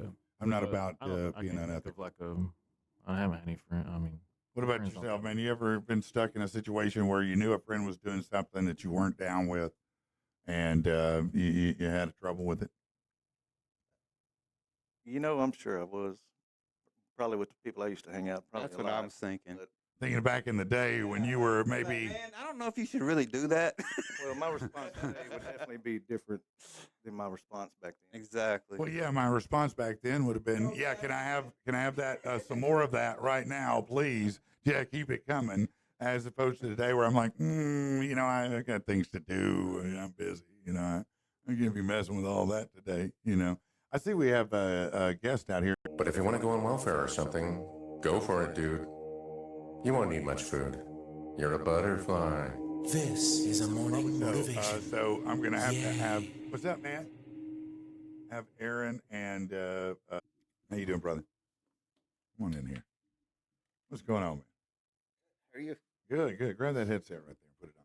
What's going on, man? How you doing? Long time no see. It has been a minute. What is going on, guys? We're right here. We've got 2 stays in Vegas, baby. Yeah. They have been a mainstay in the local rock scene for some time now. Tell me what's going on, guys. Yeah, Introduce yourselves to the audience, first of all. I'm Christopher Fulmer, and Blake Copeland.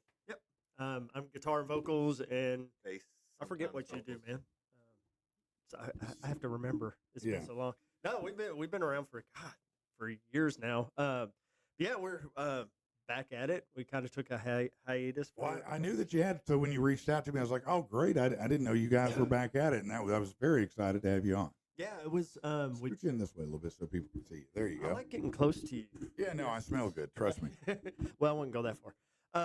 Yeah, so we took a hiatus for a little while after COVID, and started working on our 4th album. That's taking 2.5 years now. Yeah, it must be well produced. Yeah. Well, I wouldn't go that far. It's just been some back and forth. But we're finally getting it rolling, and we just released today. Actually, it dropped our new EP. Is that right? Yeah, called Duality.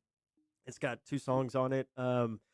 In the process of working on our 4th studio album, we had a couple songs that just didn't sound like the usual us. There's some acoustic ballads. We had a symphony section on it. Oh wow, A local artist. That's interesting. Yeah, a local artist, Joseph Fuller, came in and did cello, violin, piano on it.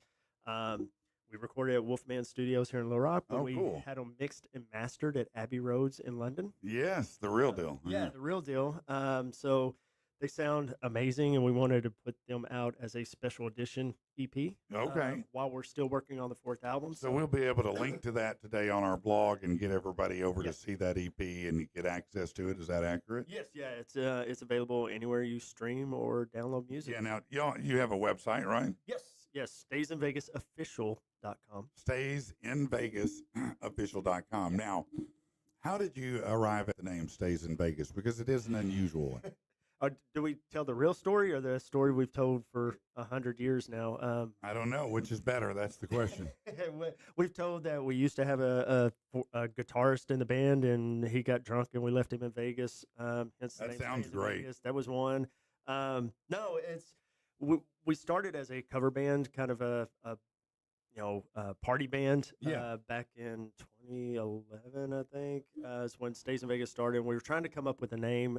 Me and the original founding member, John Buzan, we came up with like Barney Tastes Like Purple Chicken was one. Wow, that's interesting. Yeah. right. I think Stays in Vegas is catchier for what it's worth. Yeah. Yeah. I think you made a better choice. Fred Said Right was one because there's the band Right Said Fred. Yeah. I could see that was, kind of, yeah, okay. Yeah, and I was watching The Hangover one night, and a big Hangover fan, and I texted him. I was like, "Hey, what about Stays in Vegas until we figure out something better?" Just run with that. Yeah, just run with that. And he's like, "Yeah, I guess that'll work." And we started using it, and everybody kept coming up, going, "Man, I've heard of you guys. You guys are awesome." I'm like, "You've never heard of us. You just heard of Stays in Vegas. Like Yeah. what happens in Vegas stays in Vegas."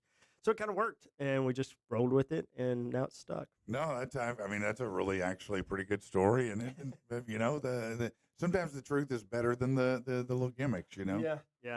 There for a while, we got asked so much being on the road and toured, we started coming up with fake. What inspires you to continue to do music? I know it's not the money, that's for sure. Yeah. It never is for bands that are more regional or local sometimes until they catch that one ride, Yeah. But there is a passion and love for it. Yeah, there is. It's just it's something that's in your bones as a musician, and you got to have a creative outlet. We all go through things, and as an artist, different artists need to have an outlet. You have an outlet being an amazing I do. podcaster and radio personality and Thank stuff like you. Very that, kind of you. and comedian too. Yeah, I've done a little of that. So yeah, painters have to paint, and as a musician, I have to write songs and play guitar, and just I love it. It's everything. I don't know about you, Blake. What inspires you to keep making music, I man? mean, kind of the same stuff. I just like how it seems smooth and easy. Like I can just take an instrument and play just about any song, Right. and you don't have to. Just feels nice playing. Yeah, no, I get it. Now, obviously, you're a rock musician. You guys play great music, but when you're not rocking, what do you do? What's your gig? I'm an actor on the side. That's what I knew you did acting, and that's where I was trying to go. Is you do some of that, right? Yeah. This year it's been kind of slow. Last year I've been kind of going in waves. One year I'll just focus on acting, and then this year has been music mostly. But yeah, I did a lot of. What are some of the acting roles you've taken on? Last year, actually, it released this year. I did a Lifetime series called "Text Me When You Get Home." Really? Yeah, and did a Travel Channel series where I was a parapsychologist in a purple velour suit. How do you, if you don't mind, how do you get cast in something like that? I mean, you're talking about Lifetime, you're talking about, but these are big time productions. This isn't something that is being made down here at the Capitol building or something. No. Actually, I did do one at the Capitol building. But yeah, I'm with the agency in Little Rock now. They're my agent. They give me some of the gigs and stuff, but most of them I go on like websites like Backstage or Actors Access, and I pimp myself out, for lack of a better term, and find some of these gigs. Some of them are, short films. I do a lot with UCA Film School. So I do a lot of student films for them to help. Have you worked with Jerry Bruno? No, I don't think so. Okay. Yeah. If you ever get a chance, he's a film director here locally, and man, that guy he's everything, bro. He is one of the most amazing. I did a series, a web series with him. It was a supernatural series, and I was one of the bad guys that were trying to catch Katie Allen, Chris Allen's wife.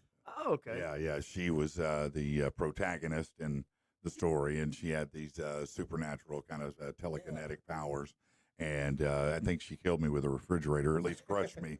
I don't know if she killed me, but she crushed me, and that was that. And then I did do another film where I played a drunken detective, an alcoholic detective, which was a good. I enjoyed that role. That was a lot of fun. And we did a film together that the budget got cut, and I forgot about that. Yeah, we did. We did. Well, we never were in the same room together, but right.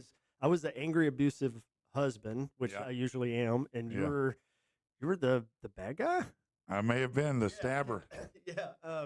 So and the budget got cut, like a lot of things. I played a villain a couple or three times. I did a little bit, but I always enjoy the acting roles. They're just a lot of fun because all you have to do is zone in on that one thing and nothing else, and it's really enjoyable to immerse yourself and do that. Yeah, and it's for me. I get to kind of go away from myself,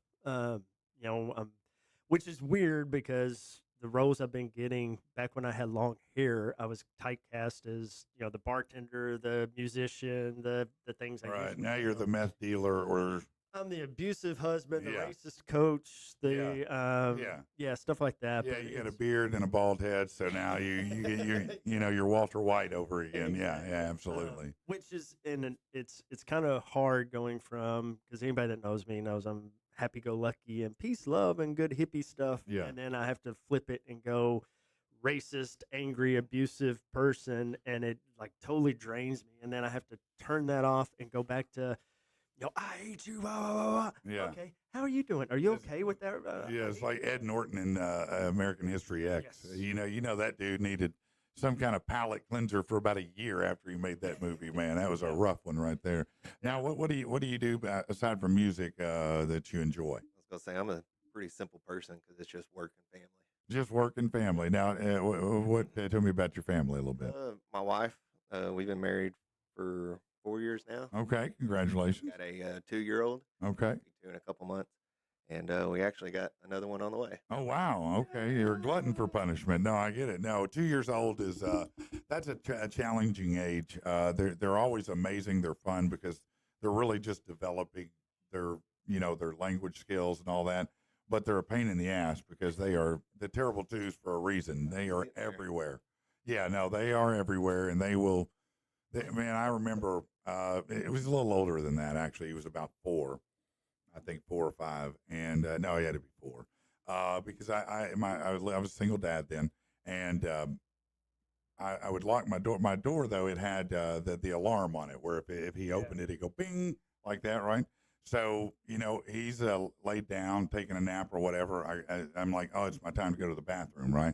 And it's not number 1, okay? Let me just tell you that. It ain't number 1. And so I'm in the bathroom, and all of a sudden I hear bing, and I'm like, Noah. And I'm like, oh, God, he's going out the front door. So I quickly try to handle some business, and that's when I hear my truck start. Oh, God. Yeah, I had a 90 at that time, a 99 extended cab, 4-door Dodge Ram, beautiful truck. Just like 2 years after they'd come out, and I'm now running out the door, and he's got it in reverse. He's backing down the driveway. He's 4. Oh my Man, I ran like Carl Lewis, bro. I ran so hard to get. I got up with him right before the end of the drive. Wow. And managed to stop it, and then whooped his butt all the way back to the house. But and I would do it again, trust me, because that was scary as hell right there. But man, yeah, kids at that age or those ages, man, they can be a handful. That's for sure. Yeah, he's already know all of our hiding spots and stuff. Like when we hide the remotes on top of the couch or on top of this, and he climbed to it. But not the weed. No, that's good. That's good. I hadn't found that yet. Yeah, no, don't let him find that one now. It's, so what's going on with where's the band going to be next? What's going on? Tell us how they can get more of Stays in Vegas, how they're going to hear more, where they're going to get more. So we got a couple shows coming up. You could check out our Bandcamp page for all that information. Our band's in town, but our website has our schedule on there. We have a couple shows coming up. We're playing a chili cook-off tomorrow. Then we're playing a Nirvana cover show at Vino's. It's a Crashcast podcast cover show at Vino's. We're playing on Saturday, November 2nd as Nirvana. You're appearing as Nirvana. Yeah, you're doing their song or their music or a show. Is it a whole show? Yeah, it's a whole. So it's like a tribute to basically Nirvana. We're doing a tribute set. Yeah, Crashcast. It's a local podcast.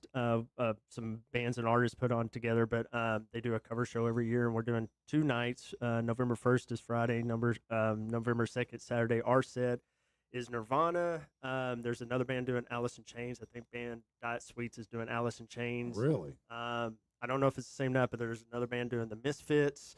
Another band doing Rage Impala. So when is your night though? November 2nd, Saturday, and we're Saturday, doing November 2nd at where Vino's? Vino's. So that sounds pretty dope. If you're going to have Nirvana and Alice in Chains, basically jamming out, or bands portraying that as a tribute. I think that'd be a hell of a fun show to go to. It will be. We were requested not to trash the stage as Nirvana did. We did that at Full Moon Records last year for Halloween. Yeah. And trashed the stage and everything, which he was fine with. He's like, I loved it. It was awesome. But Vino's doesn't want to. Vino's says no, don't trash our stage, please. Yeah, and Vino's is our home hub, so we don't want to piss them off. I'll always owe a debt to Vino's and really more Samantha Allen because she used to book at Vino's, and she gave me my first stand-up room to do stand-up in. Yeah. When the local comedy club was not interested at the time. Yeah. And but I'd been on affiliated with the show for probably a few years at that point, and was already doing the rant and whatnot. Yeah. And so I thought the comedy club might, be interested. And at that time they weren't. And so I said, well, screw y'all. I'll go figure it out myself. And I just started making phone calls. And finally, Samantha at Vino's said yes. And I will forever be in her debt because I'll never forget that moment because I had been doing, radio probably for a few years at that point, just on Fridays doing the rant. Yeah. And when I pulled up to Vino's to park, there were literally people lined up down the sidewalk and around the front of Vino's. And I was like, this is the coolest thing I've ever experienced in my whole life. And to this day, it's still one of those moments I reflect on and I go, man, those folks were lined up to see me, and that was just a really cool feeling to have. And I'm sure you've had it many, many times because you could do so many shows, but it's just one of those things you don't forget, that first time where, everybody's hungry for it and you're like, wow, man, this is cool. I might be doing something with it. Yeah. And now you see I'm super famous now. Okay. Anyway, Sam did a lot, and Vino's has done a lot for us. And you have too. You opened for us our album release show. I did. When was that? What year was that? 2017. Where was that at? Vino's. And at Vino's, wasn't it? Yeah, that's what I thought. Yeah, that was a great night. So we had the legend, Patrick, on the MC for us. But yeah, Vino's has done a lot for us, and it's been kind of humbly. The home and base, yeah. Our home base, and anytime we do album release shows or anything big, we You want go to back to your roots. Yeah. No, I think that's great. That's great. Now, let me ask. I don't want to put you on the spot here. Were y'all going to do an acoustic performance today, or Oh, we can. Yeah. did you bring stuff to We do it? brought our stuff. Well, just let's in case. do that. Let's make it happen. Why don't y'all grab your stuff and let's do this acoustic performance for Okay. everybody. Awesome. All right, and I'll keep them entertained while you bring the equipment in here. Matter of fact, let me see here. I'm going to do this while they bring the equipment in, and you guys just enjoy it. Okay, we'll go right. I need to lose weight because of my wiener, right? Because you can't change how big your wiener is. It's just that big. All you can do is change what size your body around your wiener is. And like the fatter a guy gets, the smaller his wiener seems. Because fat eats it. It just stays the exact same, but now there's all this extra stuff around it, you know?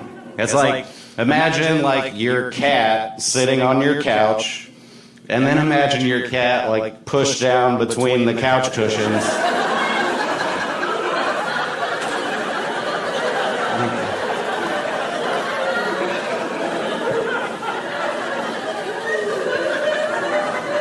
Like you can still see that it's a cat.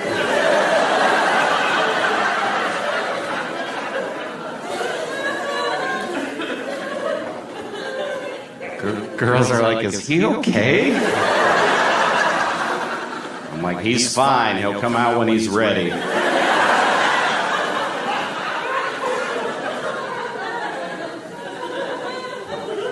When girls get fatter, their boobs get bigger, their butts get bigger. Dudes are like, hey. Can you imagine that, guys? If we got fatter and it made our wieners bigger? Girls would watch like my 600-pound life and be like, oh yeah.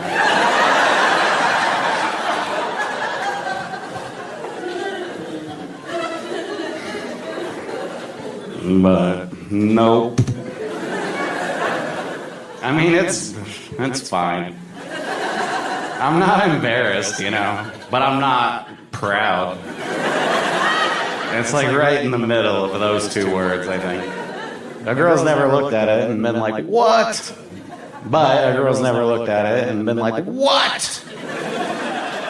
So, you know, girls just look at it and they're like, all right. A girl has never said, oh my God, in either direction. So, she's just like, okie dokie. Right? That's average, I think. I don't know. You know, there's that baseball bat game where like a person will grab a baseball bat and then the other person grabs it and you keep like, yeah, you can't do that.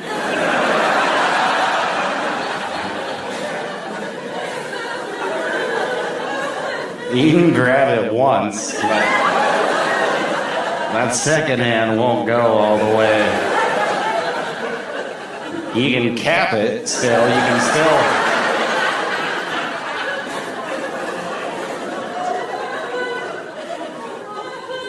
You can still win the game.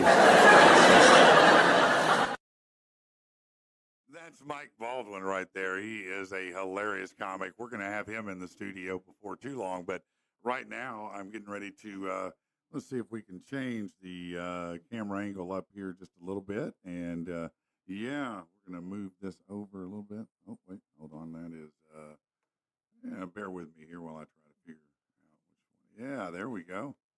Look at those guys right there. This is stays in Vegas. Hold on, I'm going to mic you guys up here and let you guys do your acoustic thing, baby. Let's do it. All right, cool. Yeah, this is off the new EP, Duality. It's called Memories of Pain, and the actual first ever live performance of this song. So we'll see how this goes.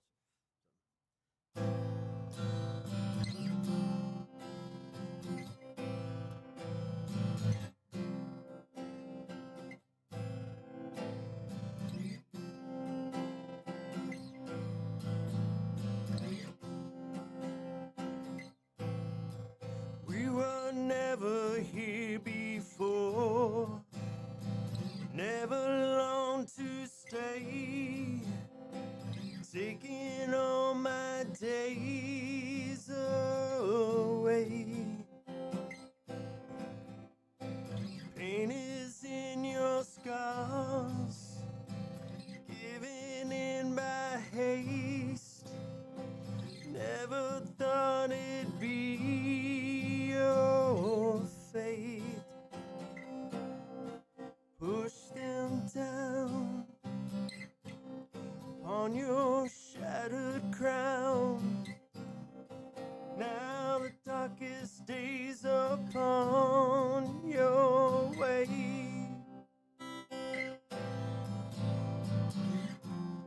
You and I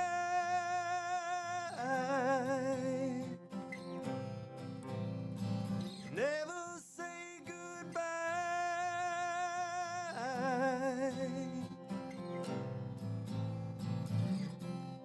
You and I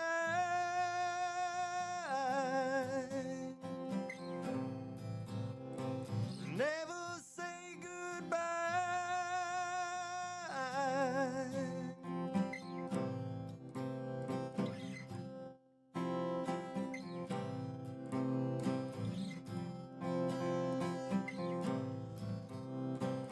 Left this world today in a stranger's hands. Never thought it'd be this way. You held up your signs, were down upon your knees, reaching out for all to see. Push them down upon your shattered crown. Now my darkest days upon their way. You and I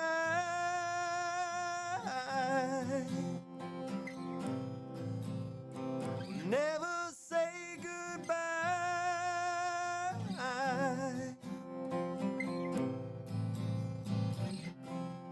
You and I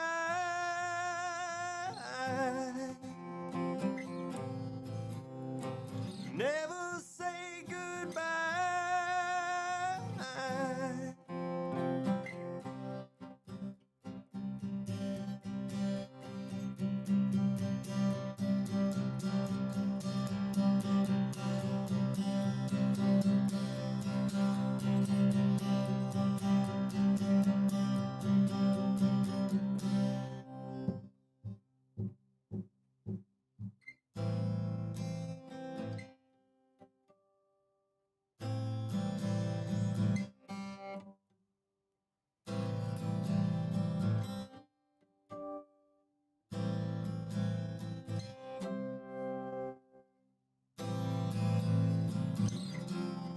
You and I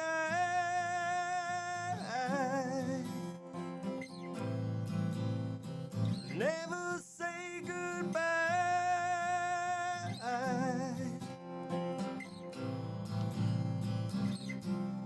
You and I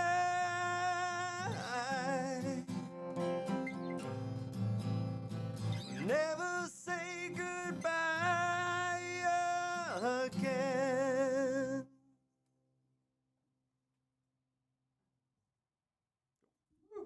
Hell yeah. Hell yeah, man. That was great. Thank you so much, guys. That was awesome.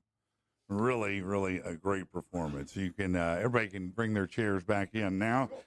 Oh, yeah. We had to rearrange the studio to pull that off, you know, but everybody can pull in now. All right, man. So, Chad, what's the deal at Piercings by Chad this weekend? Do you got anything going on for people that they need to know? Do what? Wrapped around. Oh, you're okay. There you go. You got stuck. Yeah, I see that. Can you hear me? Yes. All right. Anybody watching the show today, we'll do $5 off piercings for you if you come in the shop today and tomorrow. Okay, $5 off a piercing if you come in today or tomorrow. Listen, let me talk to you for a second about Titan Roofing. If you are looking for a roof, then you need to consider Titan Roofing, and I'll tell you why. Because they have, number one, a 10-year transferable warranty. If you are selling your house in 5 years after you get a new roof, that warranty is going to be invaluable to you. That is going to be worth a lot because you can transfer it to the new owner. Secondly, and maybe even more important, is they specialize in overcoming claims that have been turned down. So if you've been turned down before on a roofing claim, they can get it done. Go to TitanRoofingCompany.com. It's TitanRoofingCompany.com. Jeremy and Josh there are amazing people and will be glad to help you out. And I think they're a great company. So check them out online at TitanRoofingCompany.com. Let's go to some comments from a few of the people online now. See what everybody is saying just in general this morning. Andy said first. Thanks, Andy. Ben Hubbard, good morning. Tracy's shaking her head. Good morning, people. Aaron Bradshaw. Happy Friday. Can't wait for Trump to call in. How exciting. That was Ashley. TGIF is Susan. Congratulations, David Lindsay. We were congratulating a local sniper rifle shooter, David Lindsay. He won the national ELR championship, and that is the long rifle, long distance shooting, sniping, and he shoots at targets a mile, 2 miles away, legitimately. And Crystal said, good morning. You had an echo. I think we got that fixed. Oh, she said it's fixed now. Yeah. Crystal said, love being able to open my phone in the morning and listen to you on the show. We appreciate that. Greatest interview ever. Sweet. Said Pumpkin Man or Pump Man 501. I assume he's talking about the president, that former president that we interviewed this morning. Quite a lengthy interview. Joe said that was funny as F. Whoever this is spot on funny. Christian said, my dad would love this. You would, man. I know already. Yeah. Mr. Higginbotham, yes, he would love that. Yeah. Andy said, this is wild. Let's see. Coheed said, are you freaking kidding me? Ashley Lewis, well, that was lame. Rachel McBride says. Brandon said, this is hilarious. Richard said, ready for the real deal on Joe Rogan today. Yeah, I think Rogan's actually interviewing him in real life. Yeah. Kind of one up us. Let's see. Latasha said, good morning, everyone. Let's see. Kristen said, sounds awesome. Oh, she said, go see my hubby at Piercings by Chad in Conway. Yes. Thank you, That's baby. what we want people to do. Yeah, it was a great impersonation. Again, Bob DiBuono is the impersonator's name. It was a lot of fun. It was interesting.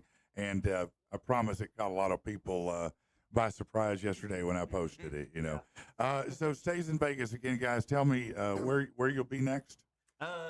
Next tomorrow we're at the Chili Cook-Off in Little Rock at the Okay. State Fairgrounds. Yes. We go on at 11:15, and then we're at Vino's November 2nd for a Nirvana cover show for Crashcast Podcast, and then All we're right. doing a Arkansas Showdown Battle of the Bands November 3rd at Hot Tails and Cocktails in Jacksonville. All right, so that's stays in Vegas if you want them, and man, they're a great band. You should hear a lot of their music's very diverse.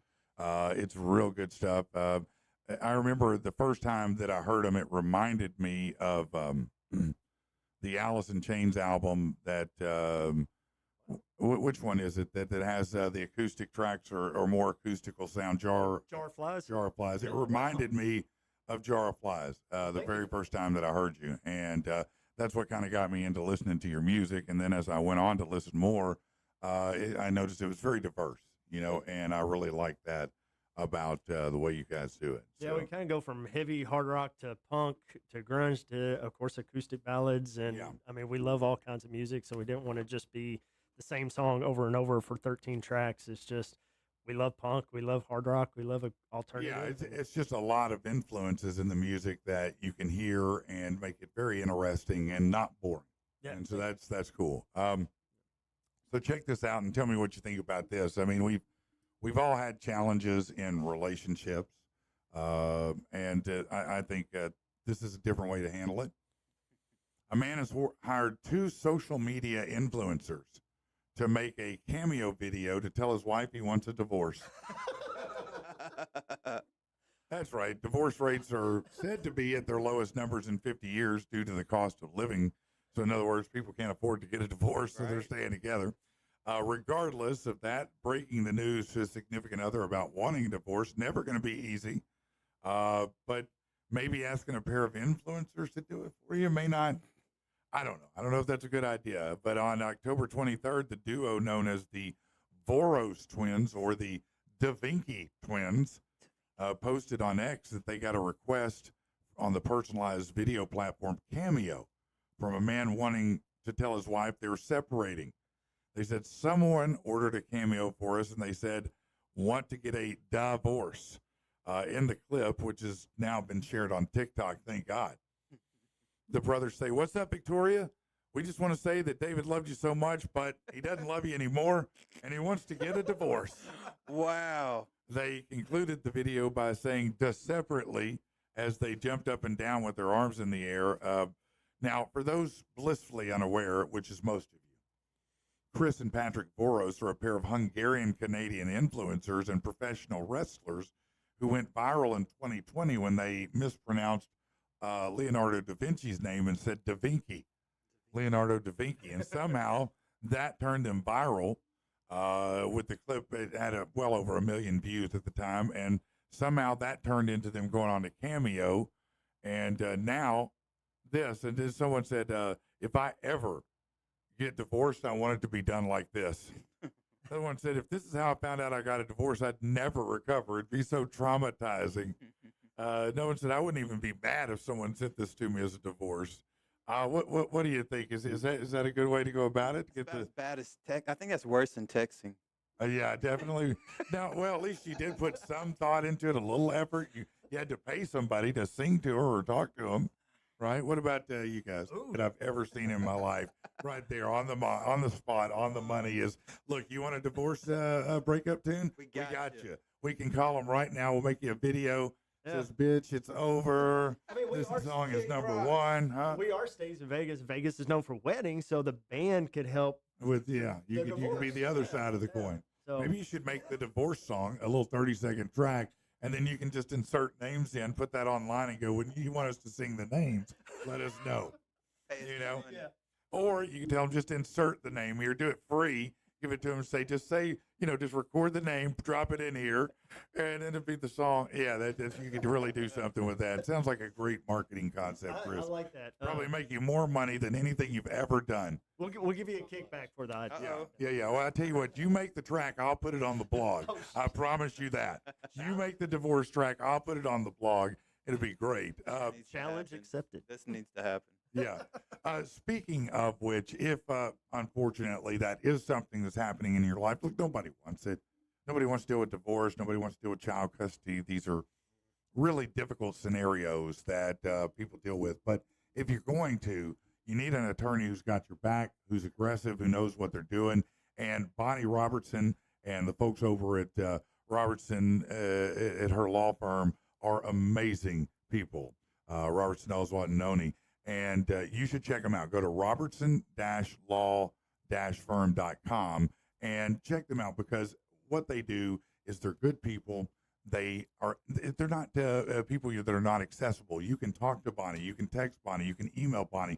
You sit down and strategize with her to work through your case. And she's very good. And look, if you don't know this, they changed in 2017 the presumption that joint custody is not the best way to go. It is now presumed to be the best for the child. They know how to navigate that. Don't do it on your own. Robertson-law-firm.com. Check them out, please. And I wrote here, whenever you have your next thing drop, are you working on a bigger project right now, an album? Yeah, our fourth album, it's actually called The Ramen Conspiracy. Okay. Kind of mimicked after the spaghetti incident. Yeah, the great spaghetti incident. And but yeah, we're actually going to Nashville in February, March to record with Skid Mills. He's actually a Grammy Award-winning producer. Now, who is it? Skid Mills. He did Skid Mills. Like Skid Mark, Skid Mills. Yeah, okay. Skid Mills. Just making sure I'm hearing you right. Yeah, he produced Devour the Day, Tonic's first album. Oh, okay. Yeah, so we're going there for a week and record a bunch of songs. We're in pre-production now, getting the tracks locked down, and hopefully that'll be out April, May. How do you know when you guys write songs? How does the process work? Are you in a room together? Do you do it separately?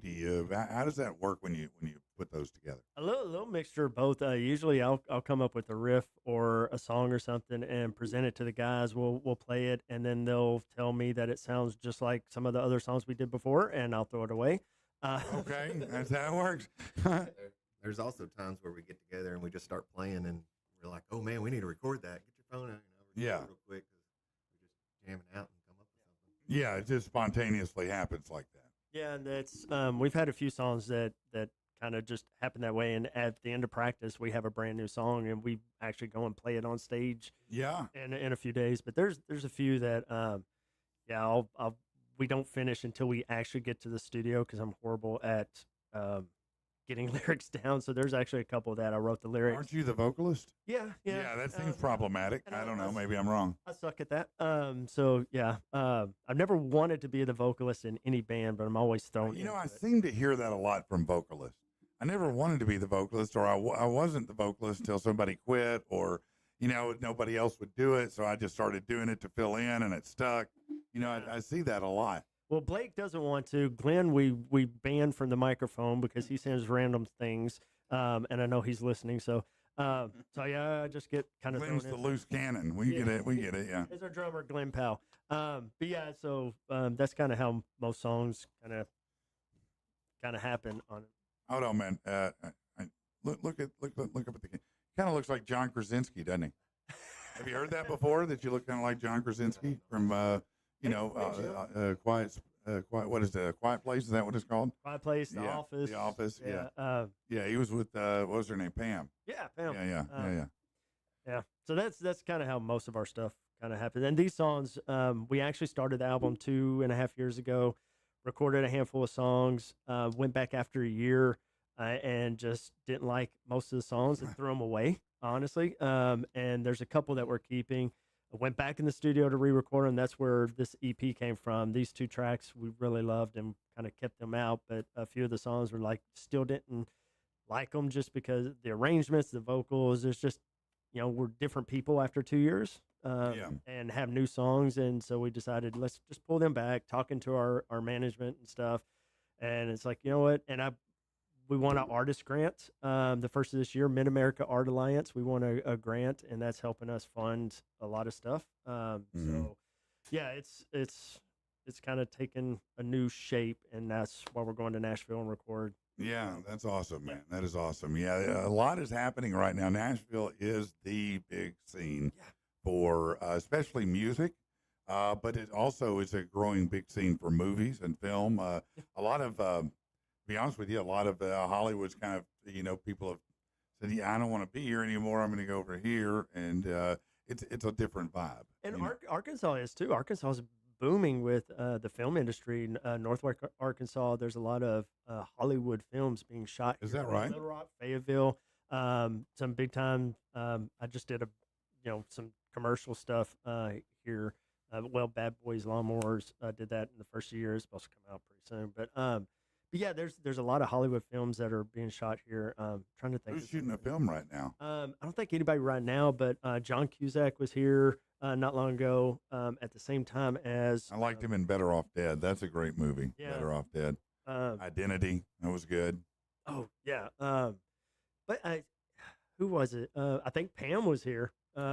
Jenna Fisher was here doing. Yeah, I need to get in the know when these movies are being made so we can get some of these actors by the studio in that time. So if anybody knows of any movies that are being made or anything like that, be sure and get out to us because we'll track them down. We're working on people as they're coming into town or before they get here. We're trying to line up guests and things like that. So we've got some other comedians coming in. We've got all kinds of actors that we're out to right now and other bands and musicians. I know, I can't tell you what's going to happen, but I know that we were talking to Dirty Honey's management this week about having them on the program. Awesome.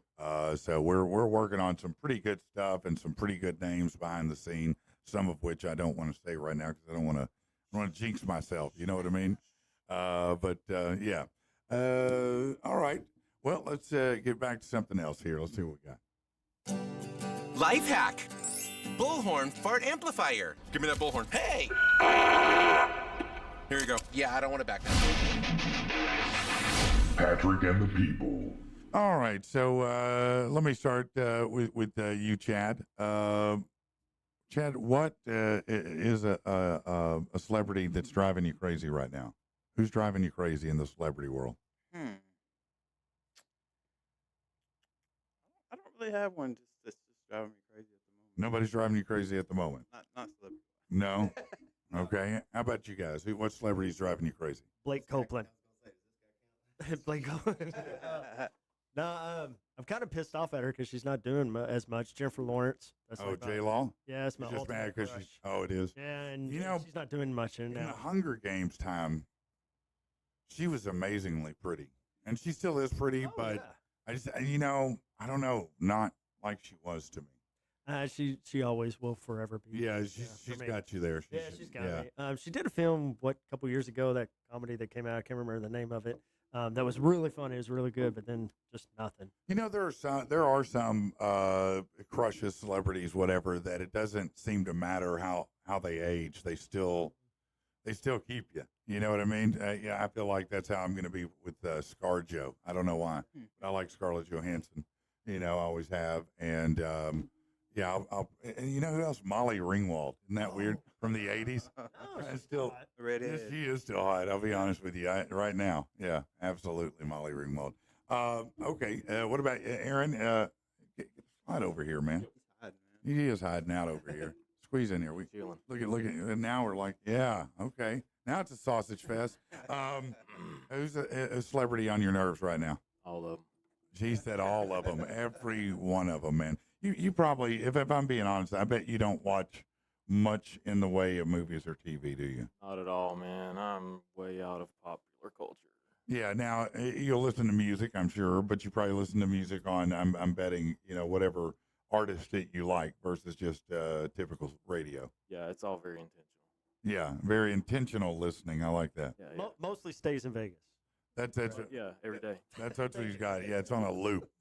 Stream it while I sleep. That's the best way to do it. That way you can get the lyrics down, Yeah.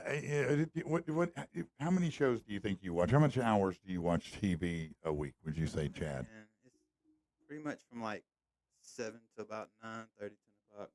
Stay on the mic. So about 3 hours a night? At 2, least, 3? At least. At least. At least.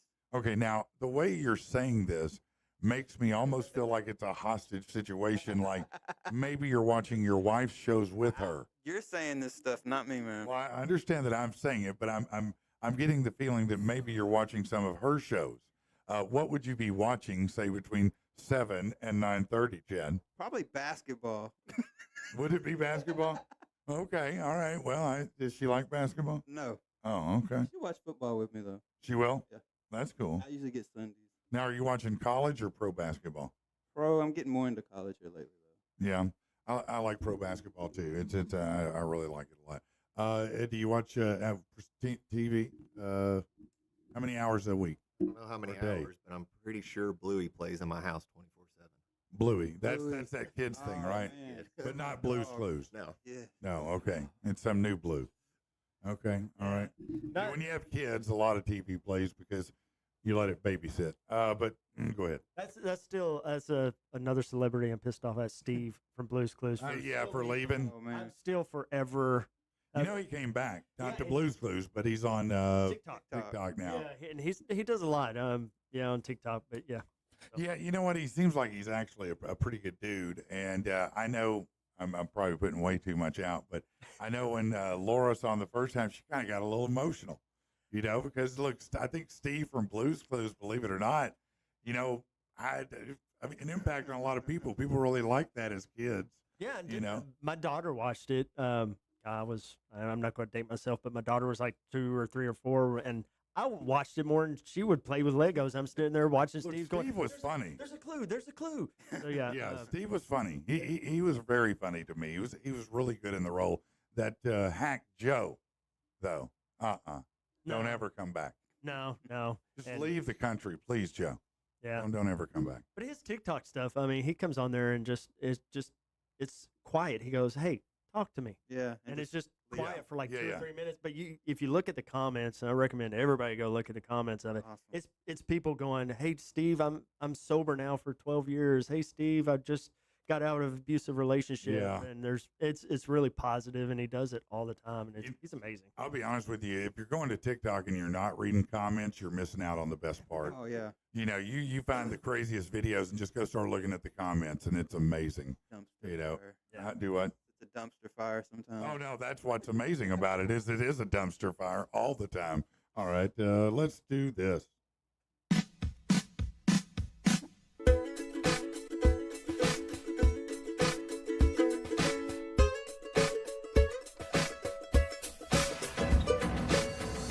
Listen up now, I'll tell you a story. Without a doubt, it's kinda gory. It's the worst news you could ever hear. Things just like this make you fear. Lying lunched on a dumb guy's knee, or a big hard fuck drowning somebody. Why you laughing? Why you laughing? This shit ain't funny. What? This shit ain't funny. Do not laugh, or you're in trouble. A 26-year-old Briton has died after he fell from the tallest bridge in Spain when he climbed it to make content for, guess what? Social media. That's right. The unidentified man was with another Briton, aged 24, when he plunged to his death on Sunday morning from the cable-stayed bridge. As far as we've been able to learn, they'd come to Talavera to climb the bridge and create content for TikTok, which has resulted in this disastrous and sad outcome. Spanish media said it had rained heavily before the accident, which may have caused the bridge to be slippery.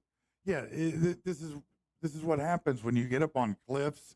You get out on the ledge of the Grand Canyon because you want that selfie, and you fall and die. I can't feel sorry for you. I'm sorry. That's somebody falling and dying, by the way. All right, let's. I'm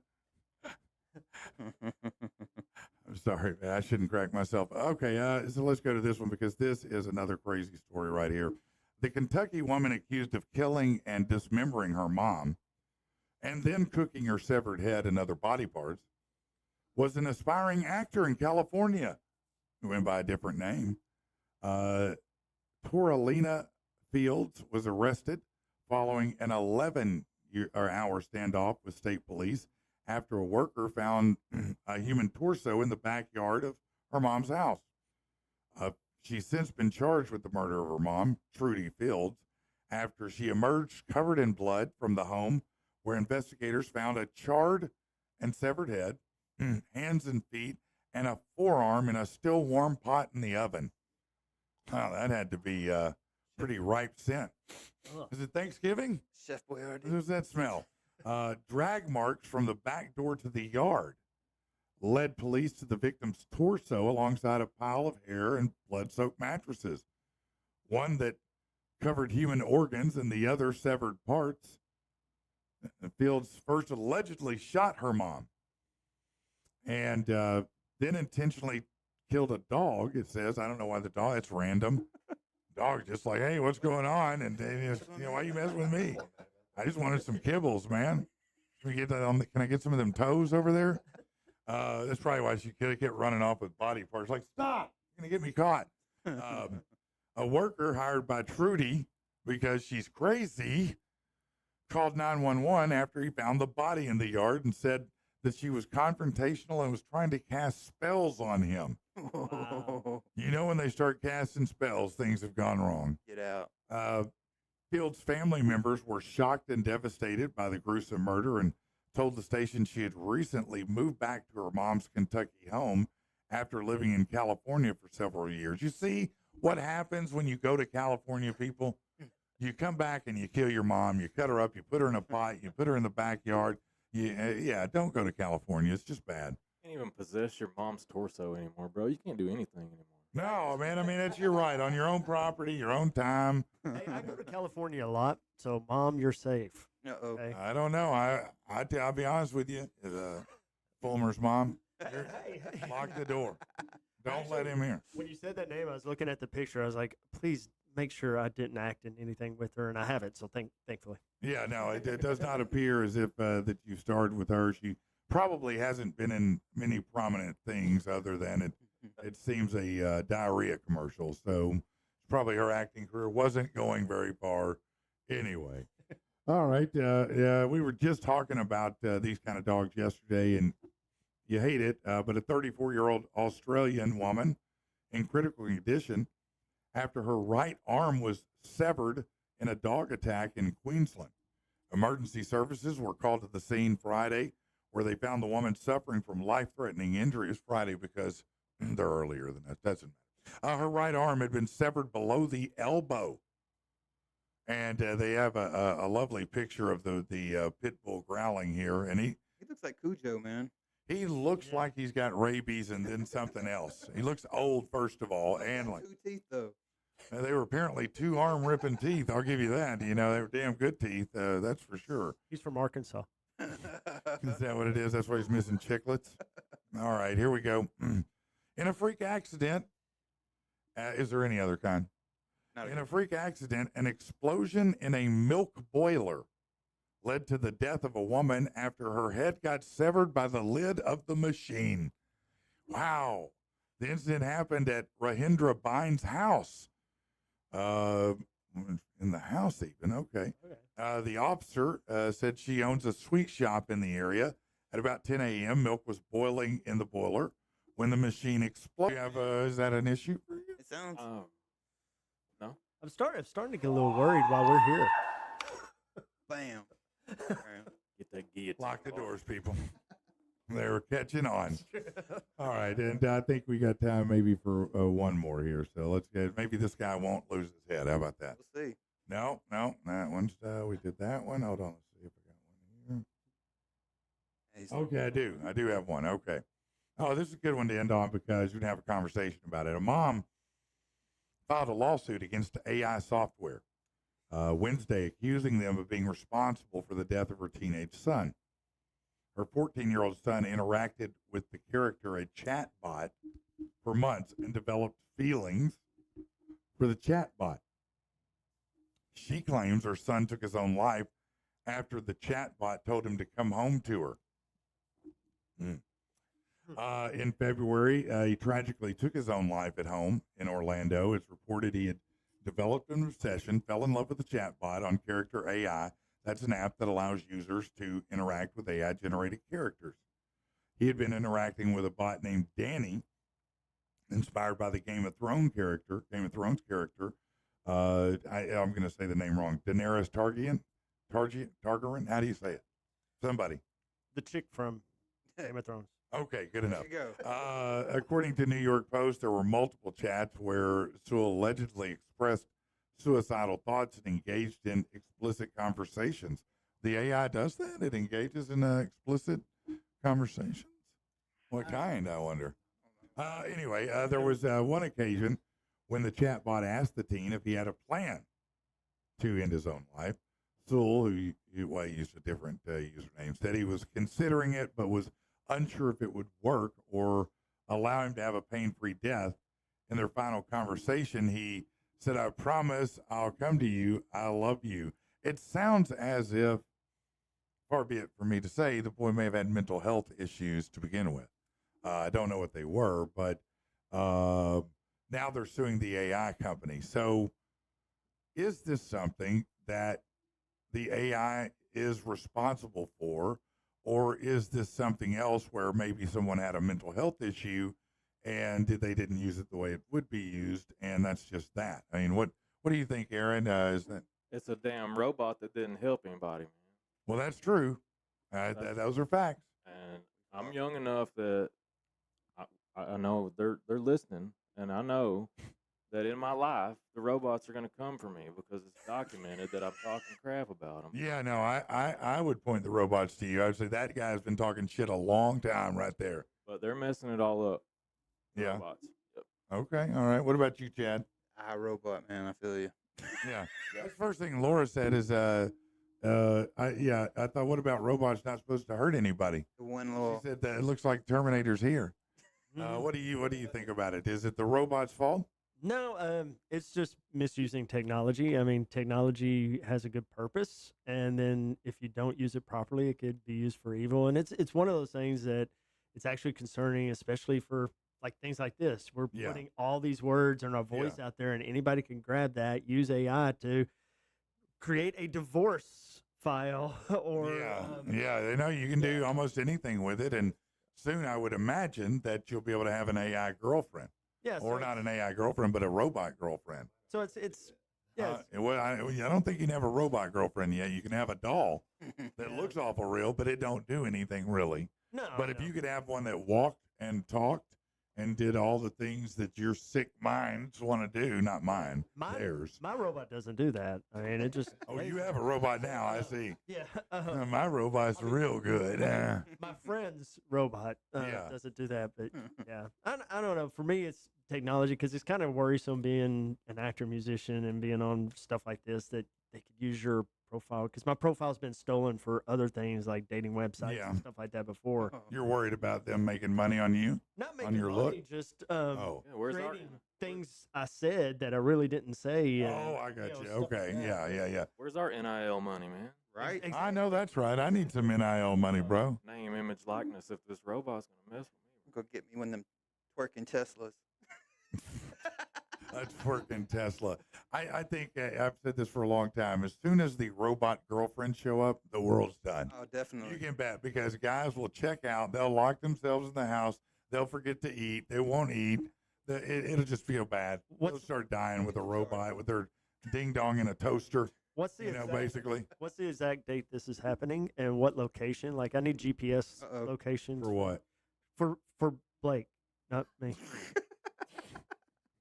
Never mind. I forgot we're on there. Yeah. Okay. You know what? That's a great way to end the show today. We all forgot we were on the air, didn't we? Just hanging out here, a bunch of buddies doing nothing but running our damn mouths. So, listen, I hope you have a great weekend. Don't forget the after school special. Patrick's after school special airs tomorrow, and it's the interview with Gunnar Griffin, the tech behind all the magic that's going on here. Awesome, man. Real good dude, real funny dude. Had a great conversation. You're going to love it. So pick that up tomorrow. It'll come out probably around noon tomorrow. And meanwhile, join us Monday. You guys are still the greatest audience in the damn world. Yes, and I can't thank you enough for being part of this. I mean, it's week 2, and the success that we've had has been unbelievable. We're on a ridiculous amount of platforms now, almost any platform you can imagine. Matter of fact, we joined a new one called Soop, S-O-O-P. It's a brand new platform. We're now live on that, on Twitch, on Kick, on X, on Facebook, on YouTube, on Rumble. If you use the Odyssey app, you can watch us on Roku, for God's sake. I mean, we are literally everywhere now. And it's all thanks to Gunnar and, of course, to the best audience in the damn world, and that is you. So we will see you back Monday. Have a great weekend, everybody. All right. I'm just going to now push this little stop button.